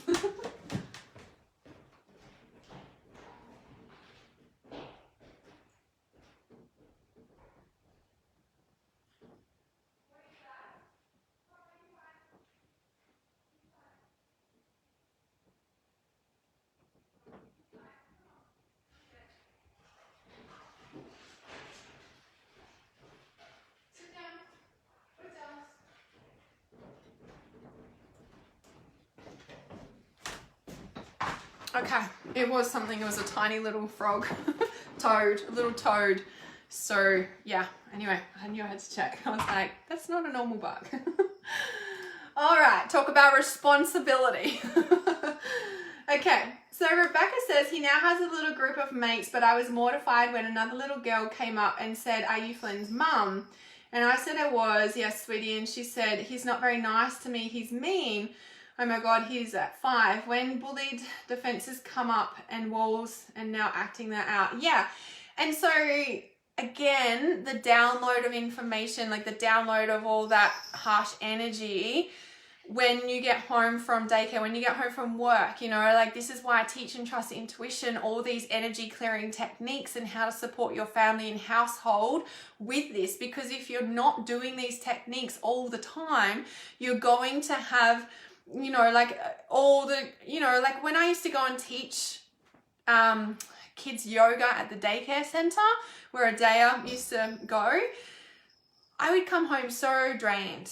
Like it's exhausting, that energy and all the kids, and you can see like I could intuitively pick up everything that was going on at home for each of these children based on their behavior. Like it was just like, you know, and obviously intuitive, you know, senses, but it's like it's a big energy in that environment, and all the kids' stuff in all their auras that have probably never been cleaned, and all the parent stuff and all the generational stuff, and then all of that in the, like, you know, it's the whole thing, and then they're getting told off by the teachers or whatever, you know, like it's a big energy, and your child's coming home with that. And if you're not doing the cleaning techniques, or your husband's not, or you're not, as soon as you walk in from being at the shops or anything like that, this is what happens.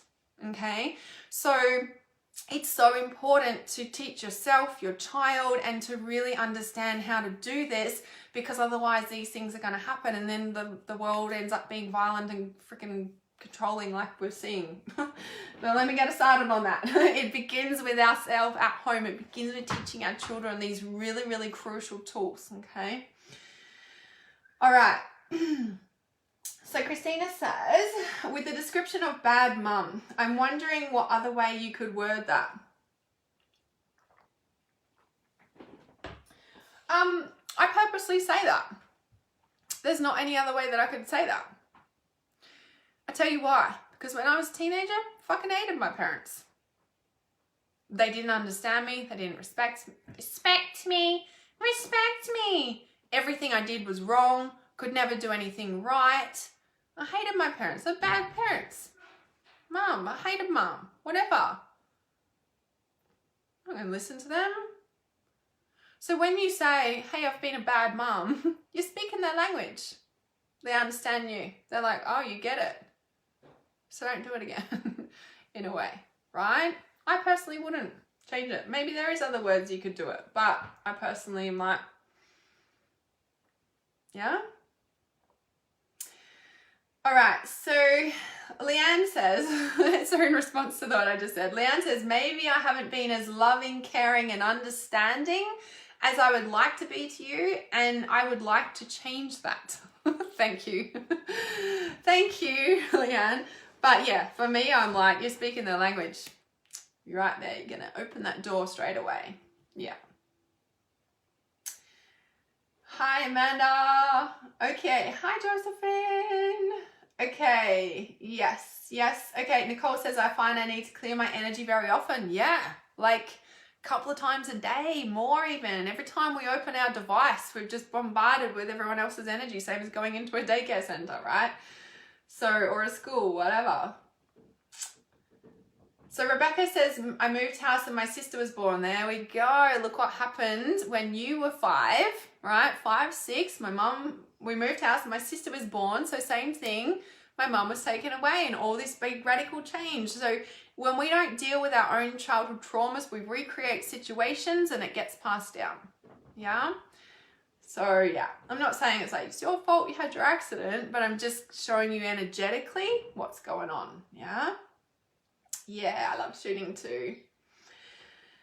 Okay, so Christine says, yes, I did that and he was receptive of it and we tried to find solutions around this. Yeah, and paintball is like a really awesome thing, you know, like for me, you know, with my ex, and I was like, I loved hearing that he did this with his son. So, you know, like a lot of the games these days, I think it's Fortnite is very violent, very, you know, gun shooting. There's a lot of games like that, right? Even Minecraft, I think we can shoot stuff. I don't know. Maybe I'm getting it wrong with something else. But anyway, I'm not a gamer. You know, and when we look at, okay, what are the options here? We're going to sit here on the device all day and night and whatever. Or we're going to be running around in a paintball field, doing the same thing, but we're exercising, we're in nature, we're like getting fit, we're interacting with people real time, you know, like, which would we rather here? Yeah. So, yeah. So my ex started doing that with his son and I'm like, this is freaking awesome. Like, yes, right? So, yeah. And again, some people are like, I don't want them like doing shoot and killing and stuff. And I'm like, this is the reality that we live in. We either control our child and they rebel against us because of our own beliefs. But when we can actually support the reality of the situation and actually like be involved in that, hey, let me drive you to the people. Hey, actually let me have a go. And oh my God, I wish I never did that. What did you make me do that for? This is the bond and connection that you've got with your child rather than, no, you're never going to do that. Like, which one would you rather? Which one? And then they're going to go and find a way to do it anyway or something else because you're squelching down what's important to them, so they'll go and smoke bongs instead. Like, which would you rather, right? Just let's have a look at reality here and let's get uncomfortable in reality to support that bond and connection to stay strong, right? All right, so Amanda says, my daughter is having problems at school with a lot of the girls. We moved her schools after 3 years of horrific bullying, been to lots of counselling, and now she has a voice at the new school. One day the girls were her friends and the next not. If she doesn't speak her truth, she literally has no friends. If she does speak her truth, But I think because of past experiences, she's just not taking shit anymore. Plus, it's the age I've found she's in year 5 and 11. It's such a tricky age at school. Yeah, and it is because of what I was sharing before. So Amanda, I'm not sure if you were on the live stream at the start when I was sharing what brought me here to this live stream, and we're talking about our 11-year-old daughters. Just if you can let me know if you actually heard me talk about that or not, because I feel like that's really important to hear as well with what you've shared there. You're so welcome, Christine. Rebecca says, thank you. Yes, his whole routine is so different and we are trying special time in different ways. Awesome. He comes home today after 2 weeks with his dad. Okay, that's big. Make sure you got the watercolor paints out because, yay, that he can download all the stuff from that. So Christine says, my phone is going wild. It keeps sending smileys randomly. That's so interesting. Yeah, and I remember Josephine, your phone said you did that too. It's so weird. I wonder what that's about. What AI is sneaking in there? That's so weird. You missed the first hour. Ah, okay. Please, can you watch that? Because I was speaking a lot about everything to do with that. I feel like I'd be repeating myself. And when you watch that, if there's still questions in relation to what you've said, please type it in the comments and I'll come back to it for sure. Yeah. Yes, you can shoot and kill Minecraft. Yeah, I thought we remember doing that, but we kind of dig and build. So I was like, pretty sure you can. So Amanda said he'll only do it once. It friggin' hurts so bad. Yeah, exactly. That's what I thought. People will like get massive welts and stuff from it. All right. So let me know if you guys have got questions. I'm going to go to these other questions now as well that you'd posted on here. Okay. So, Nicola says, thank you. I so need this information and guidance right now. I've literally just got off the phone to my GP with concerns over my 15-year-old son and his anxiety of going to school as well as everything you mentioned above. He has a younger brother who just started high school in year 7. He is only just 11 and is now up to now still a normal, lovely, happy, caring, fun, chatty, typical 11-year-old. Okay, yeah. My question is, how do I encourage my 15-year-old son to open up and not hold his fears in? I think he sees me as an annoying mum. Same with the day. I'm like, she's like, stop annoying me. And then like sometimes she just looks at me and I'm like, am I being an annoying mum? She's like, yeah. And I'm like, okay, I'll go away. Like just honor it. Go away from them. Like walk away from them. Like just, and again, bring that fun silliness, like, oh, I'm being an annoying mum again. I'm sorry, I forgot that you're growing up and I'm getting used to this. Okay, I'm walking away because I'm annoying. I will go and annoy myself or something. Like, make fun about it, please. You know, like, crack out of the seriousness of it. Yeah, at start they'll be like, what the fuck's mum doing? Like, just remember how we were with our parents, right? Okay, I think he sees me as annoying mum, as I can't help but ask if he is okay, to which I just get back, oh, he's fine, fine, fine. He just repeats fine or good in an abrupt manner and tone, and I think to shut me down. Yeah, because it's annoying, because actually, the world's in chaos. I fucking hate school. There's no point to it. I'm going through puberty. I like this girl, but she doesn't like me back. I'm getting picked on because of that. I don't fucking understand the school bullshit. I'm not good at it. Like, what's the point of life? Like, all of these things. And mum's fucking annoying me. Leave me alone. Like, it's a lot. And so when we can understand and remember what it was like for us at the same time, it helps us to just back off a bit. You know, and it's not like we're abandoning them. We can say, hey, honey, like, I know I've been annoying and I really want to help you. I really want to be a good mum to you, but I can see that I'm not doing a very good job because it seems like I'm just annoying you. And he might be like, yeah, you know, like, or he might just be like, what the fuck is she talking about here? Right? Because you're starting to change and starting to understand them. Okay. So in the start, they might be like, oh, what's going on here? Right? We can say, like, I've been learning this stuff because I want to be a better mum to you. And like, I just think that I haven't been a good mum to you.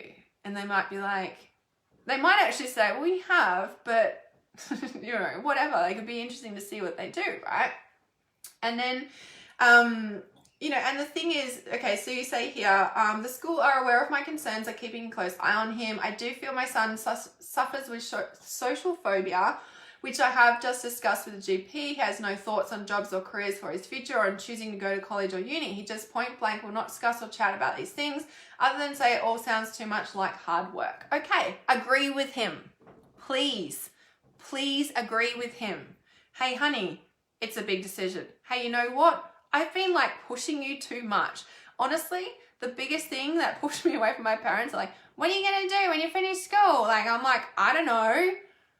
Travel around Australia. Like, even my peers would say, what are you going to do? TAFE or uni? And I'm like, I don't know. I just want to drive around Australia. Like, that's all I want. That's what I would reply with, right? I ended up working in a pet shop. I ended up managing that pet shop when I was 17, right? As soon as I left high school, I was managing the pet shop, right? Like, running the show, yeah? And I still didn't know what I wanted to do. And the reason that I got in a car when I turned 18 with my boyfriend and disappeared on the other side of the country and never came back, and I'm still here today, is because of all the pressure.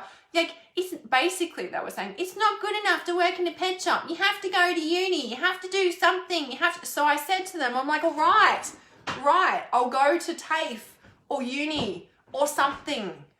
But I'll do it at my dad's in Cairns, which is the other side, literally the opposite diagonal of Australia, right? Perth to Cairns.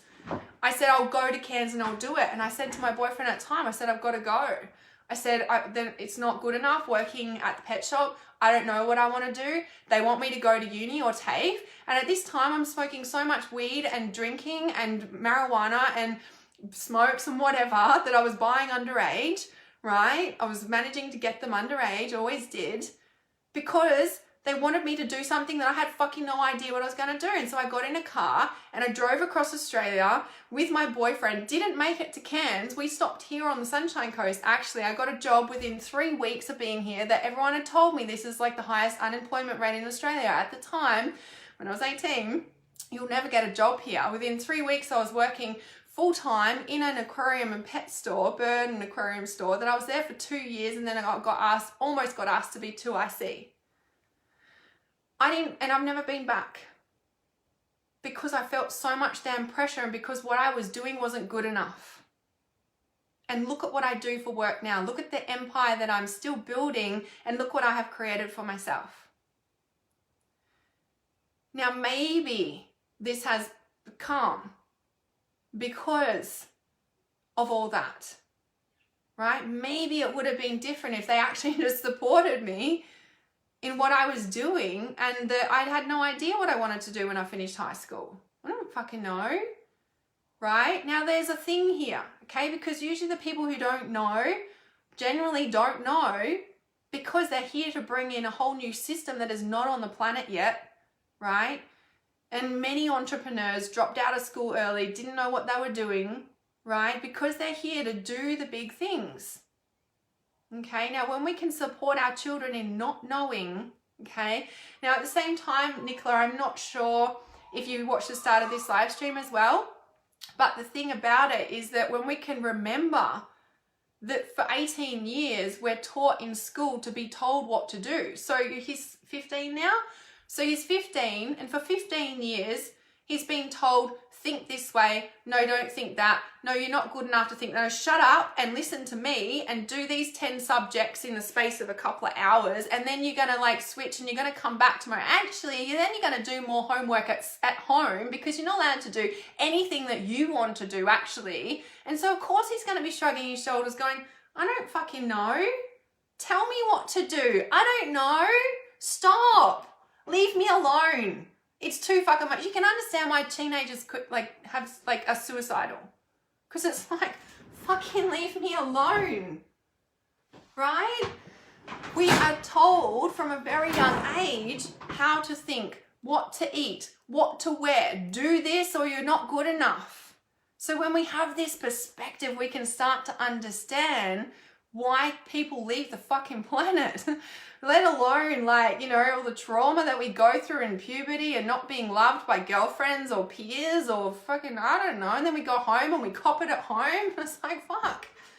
That's why every day after school I would pick up the dog, I would get home, the place was like chaos with all the little kids running around, and like I was like 13, 14, 15, and I would get the dog and I would like leave home and I would take the dog for a massive walk, and I would go to my drug dealer's house and we'd all sit around and smoke buckets, and I'd get home at 10 p.m. at night and, you know, heat up dinner or eat butter and honey on toast and go to bed.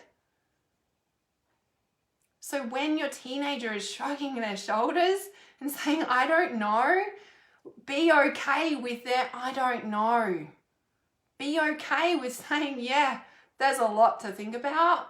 So just don't worry about it. How can I be a better mum to you? I've been putting so much pressure on you, my son. I'm so sorry. So sorry that I didn't realize that I've been annoying. I'm actually worried about you, but I see that I've actually been like annoying, and I haven't been your friend, and I haven't been the mom that I want to be. Tell me how I can be the mom that that you want me to be. How can I be there for you? Because I obviously haven't been. Even if you have, like, you know, like say that, because obviously you haven't been, because he's like, fuck off, mum, leave me alone. And if he turns around and says, I just need some space, leave me alone.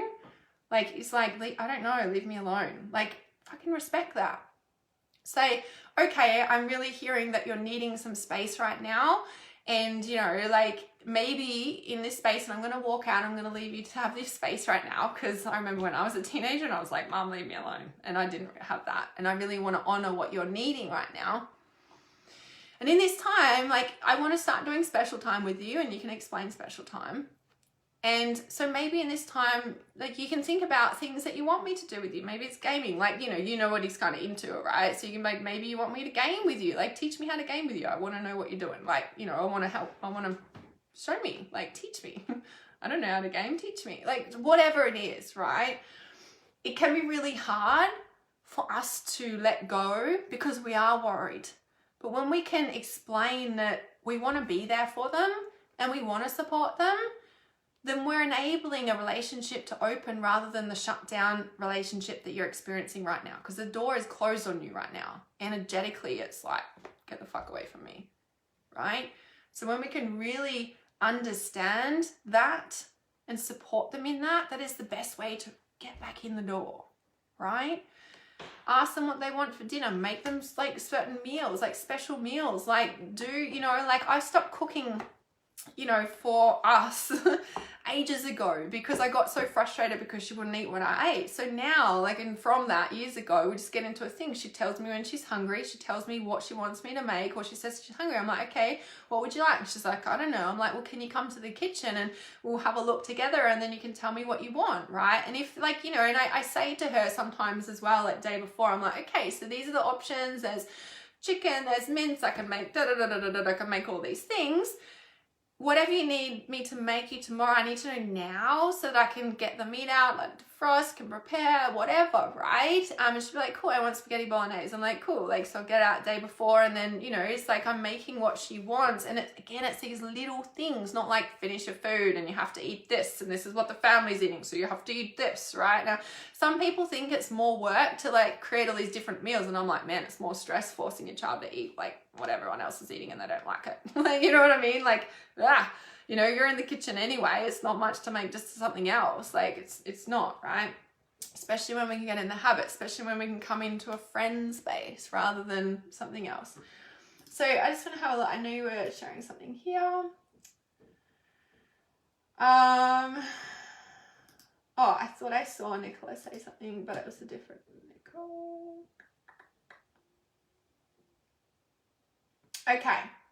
All right. So it was a different Nicola. I'm just going to see these comments and then see. So I think Nicola's on live. I'm not sure though. So just let me know if that helps, or if there's any specific questions from that Nicola or what I've said. But I'm just going to answer these things here. So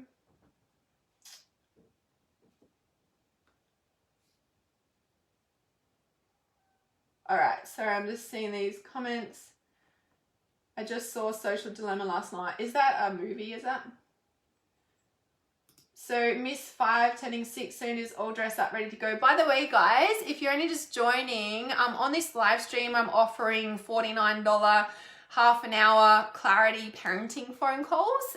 You won't find it on my website. You won't find me advertising it. It's only if you have watched this live stream and if you send me a private message or send me an email at hannah@realityawareness.com and ask me for the link for this specific it's a 30-minute parenting clarity call, and basically we can like zoom in specifically for what is going on with you and your family, you and your dynamics, and we can pinpoint and give you some tips there.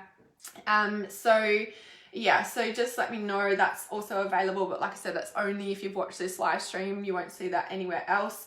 So send me a message if you want the link for that. So Josephine says, I have to catch the replay. Miss 5 turning 6 soon is all dressed up and ready to go. Where? Well, we'll find out. Awesome. Okay, so the beginning that I saw was Gotta Keep Watching It Today. Got too tired. That's the movie. Yeah. Okay.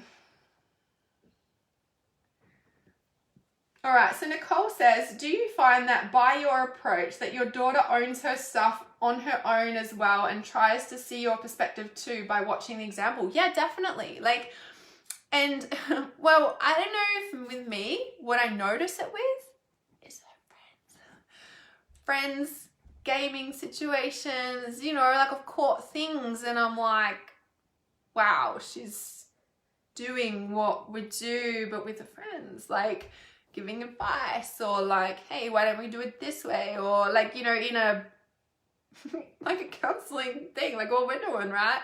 I'm like, wow, okay. You know, and I've noticed it a couple times over this, like maybe the past 2 years, and I'm like, okay, this is wacky, right? Like, so yeah, definitely. But also more so when I am needing help or when I'm needing support or when I'm upset or going through something, you know, and I'll be like, oh, I just need to get these tears out, and you know, she might give me a hug and then leave me alone or something, you know, like it's just, yeah. So definitely. So Christine says, I left the entire country to the other side of the world. Okay, so this is what happens, right?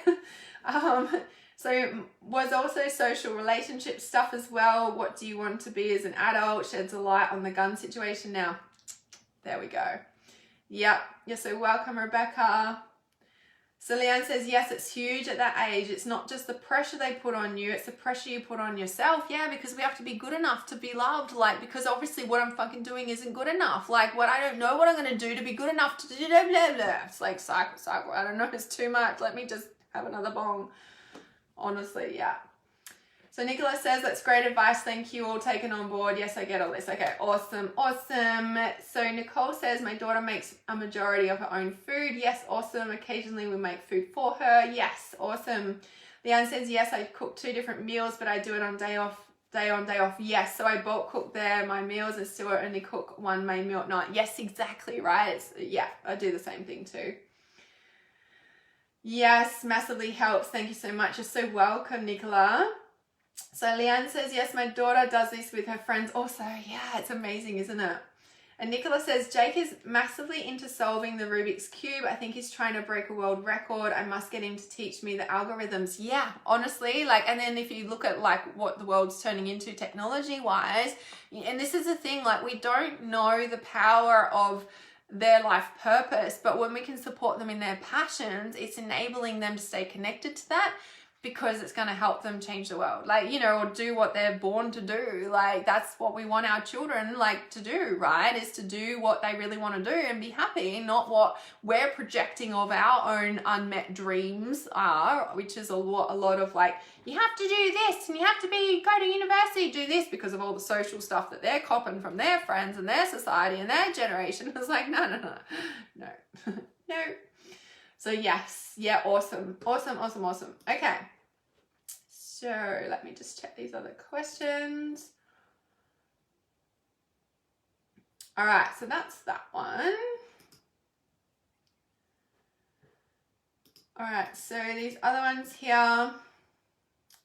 Okay. So lots of you guys were just commenting saying that you're looking forward for this, looking forward to this and everything, so that's awesome. So there was a comment, so Alicia, I don't know if that's how you pronounce your name properly, Alicia Gaines, you say, should I worry about my kids? I pray for protection all the time. So I always say, don't worry, pray. But a better saying would be, don't worry, spend time with them. Be their friend. Don't try and control them and be the older, wiser, you must respect me and like do as I say person. Do not frown upon their passions. Do not force them when they do not know. Support them in their do not know. Be their friend instead of worrying about them. That's what I would definitely say to that. Okay, there was one other thing. Let me double check here.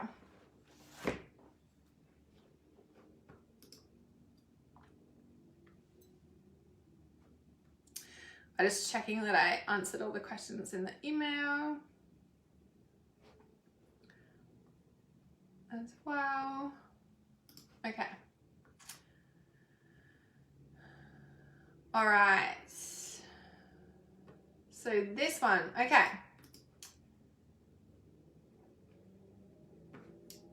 So I'll just check these comments. All right, so there is other things here.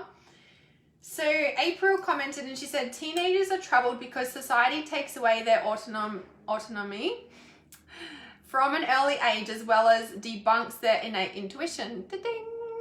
Yes. I see it in almost all kids, no matter their personalities and character or values. My own kids as well. It's not that teens go crazy. It's that our society and how things are directed for them from early age drives them crazy.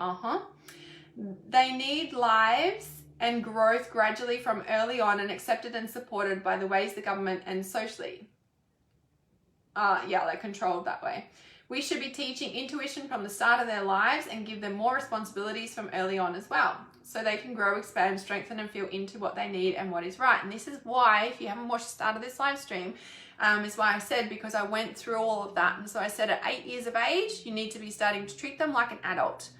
Not in a way of like, go get a job, not that shit, but like see them as an adult, treat them as an adult, be their friend.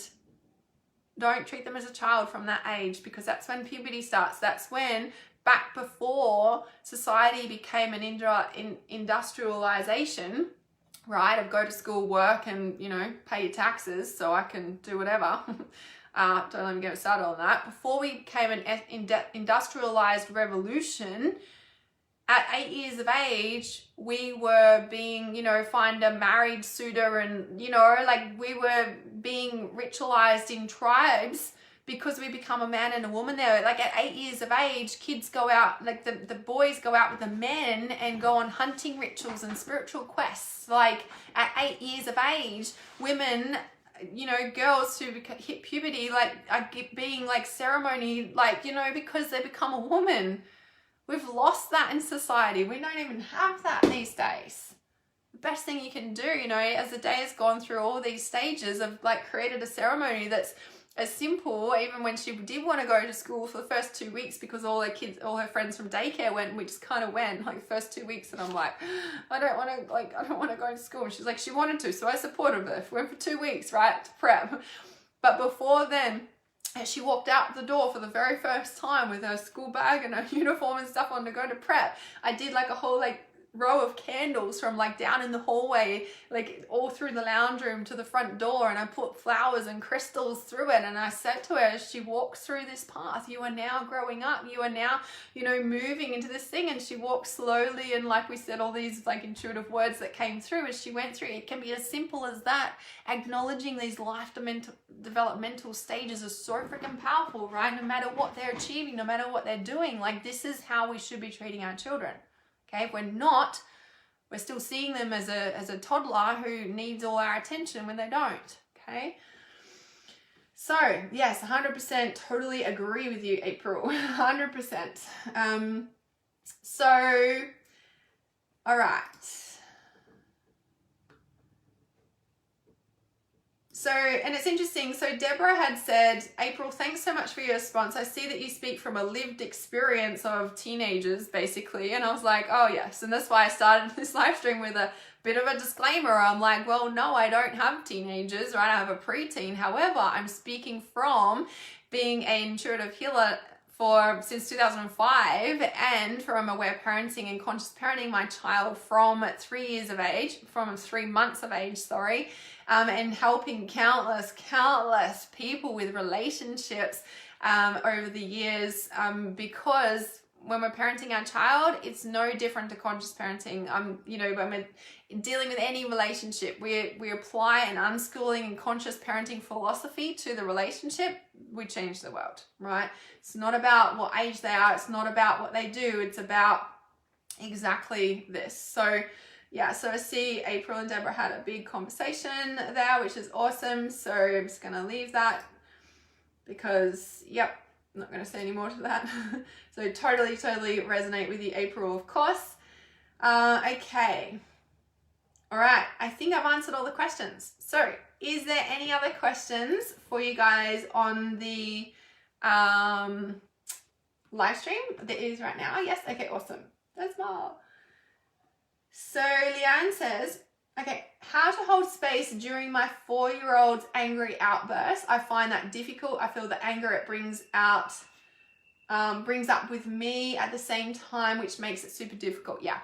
At that age, it's hard. Like even, with Adaya at that age, we'd still have the tantrums, and, and when I say a tantrum, it's like allowing her to express those feelings. I'm sitting there holding her space. Like for her, I'm saying it's okay to be angry. It's okay to be upset. No, I'm not going to let you hit me. No, I'm not going to let you kick me. No, that really hurts me. And it's hard. It is big to parent like this, right? And this is why not many people do it. You're so welcome, Olivia.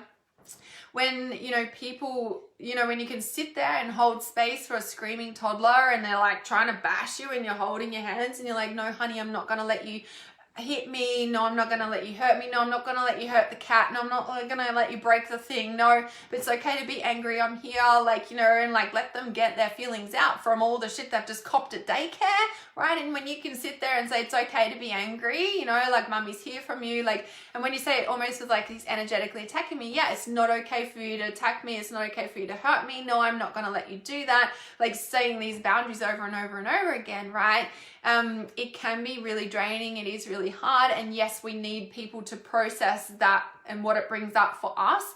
That is key. So if you're aware parenting, if you're conscious parenting, you must have a listening partner, which is someone else who also practices this style of parenting, or someone who can consciously listen to you, like myself or what have you, that can just listen to these feelings that come up and enable you to process what it brings up for you, because you can't be a conscious parent unless you're working on your own shit. It's just a thing. Unless you're really looking at your own childhood and your own upbringing and what that happened to you and what each of those little incidents brings up for you, and you deal with that first, unless you're doing that, you're not really doing conscious parenting, and you're not going to be able to support your child or anyone else in the world, by the way, at the greatest capacity if you're not looking at your own stuff. It's a thing, right? So it isn't easy at all. It is definitely not easy. So I'm not sure if you do, but you can also do mini boxing classes. I don't know if you have a boxing bag at home or anything like that, especially for boys. But we also would use the bed as well. So no, you can hit the bed and hit the pillow, but you can't hit me because you won't let you hurt me, and that sort of thing. But it's definitely not easy. It's definitely not easy at all, right? All right. So Nicole says, getting ready to get off, but thank you for this live stream. I got some good stuff out of that. I will try to incorporate working on myself first, more acceptance, and spending more quality time. 100%. Thanks so much. Love for your unique and authentic voice, and for holding space for others to listen to their own intuitive ability above all. 100%. Own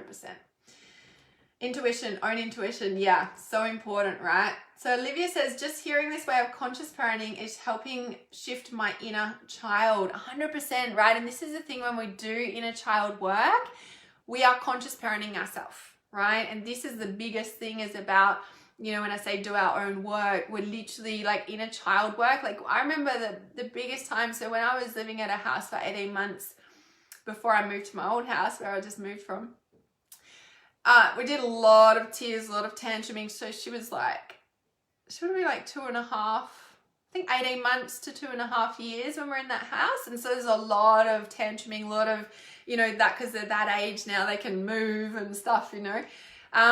And honestly, like, she would cry or tantrum, carry on for an hour and then fall asleep. And then I would be like crying for an hour afterwards myself, processing. But in those tears and in those crying myself, what was happening is I was pretty much in the inner child meditation. I was like crying, but what was happening is my inner child, I could see my inner child in me. And like, she was tantruming, she was carrying on, she was like, because I'd never been parented like that. So I'd never been heard. I've never, my tears, my feelings, I've never been heard. It's like, stop, put it in another room, whatever. So I'm there then processing how much I've never had someone listen and cry. And so I'm holding space for my inner child who's tantruming and kicking and screaming at me, you know, doing exactly what I did for a day just then. But I'm now doing that for me because fuck the shit I've been through and I've never had that either. It's huge. This journey is huge, right? I think I said the other day on a live stream or something, or in a post or something, that an entrepreneur's journey is like the highest level of personal development that you can do. I don't know if that's actually correct when I look at conscious parenting. Maybe they're like equal and doing both. It's like, whoa.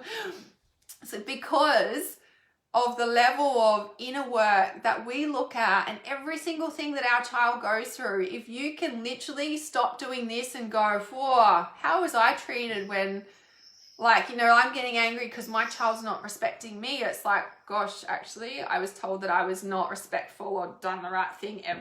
Like, whatever. Like, I guarantee you, every single thing that triggers you and your child, you'll be like, look at, you know, you, right? Because at the end of the day, that's what it's all about. Like, your child is a mirror of you, right? And when you can like look at all those age developmental pieces that your child hits, and if you look at what you went through, especially if you're stuck on your 18-year-old cracking the shit to you or whatever it is, you can look at yourself as an 18-year-old and just go, well, I never had that. I never had someone there. I never had, you know, like, whatever. Like, do you know what I mean? It's huge, right? It's huge. Okay. I've been wanting to get a punching bag. I've taught him to push against the door frame. Yes. Yeah. Awesome. Yeah. I like using the bed too. That was an awesome, what's the word? The bed was a good substitute for a punching bag for us at that time. Yeah. Powerful. Yeah. It is so powerful. So every time we do tears or tantrum or present time with our child, even when we're doing conscious, like special time and stuff, right, with our child, sometimes we can feel afterwards because we actually never had that either. We actually never had someone to be present with us or interested in what we do still today, you know? So do present time with yourself. And by the way, if you do have a relationship with a partner, doing special time with each other, especially if you've got a big family or a family and it's busy, and yeah, creating that special time is so important. So yeah. I've noticed that, and it can bring out those behaviors my parents did to me or wanting to do those behaviors. Yes, exactly, right? Exactly. He won't punch the bed or pillows or blankets. Okay, maybe a punching bag would be more, yeah, definitely do that for sure. All right, I don't think there's any more questions at this time, but if you're watching the replay, please just comment in at all. If you think this can help somebody, of course, tag their name in the comments, share it in a private message with them, pass it on, or you can share it on your page as well, on your profile on Facebook or anywhere else. Like I said, guys, that $49 30-minute parenting clarity call, you will only find if you send me a private message or email me at hannah@realityawareness.com and ask me for that link specifically. You won't find me advertise that anywhere else. You will only see that if you've watched this live stream. So please message me if that calls to you, and we can intuitively pinpoint exactly what's going on for you, your family, for what that's bringing up in yourself, and how we can shift that and be able to have the tools to move forward in being able to support you and your family in doing that. So let me know, send me a message if that calls to you, and I shall see you guys really soon. Thanks for joining live and all your beautiful, wonderful questions. Love you.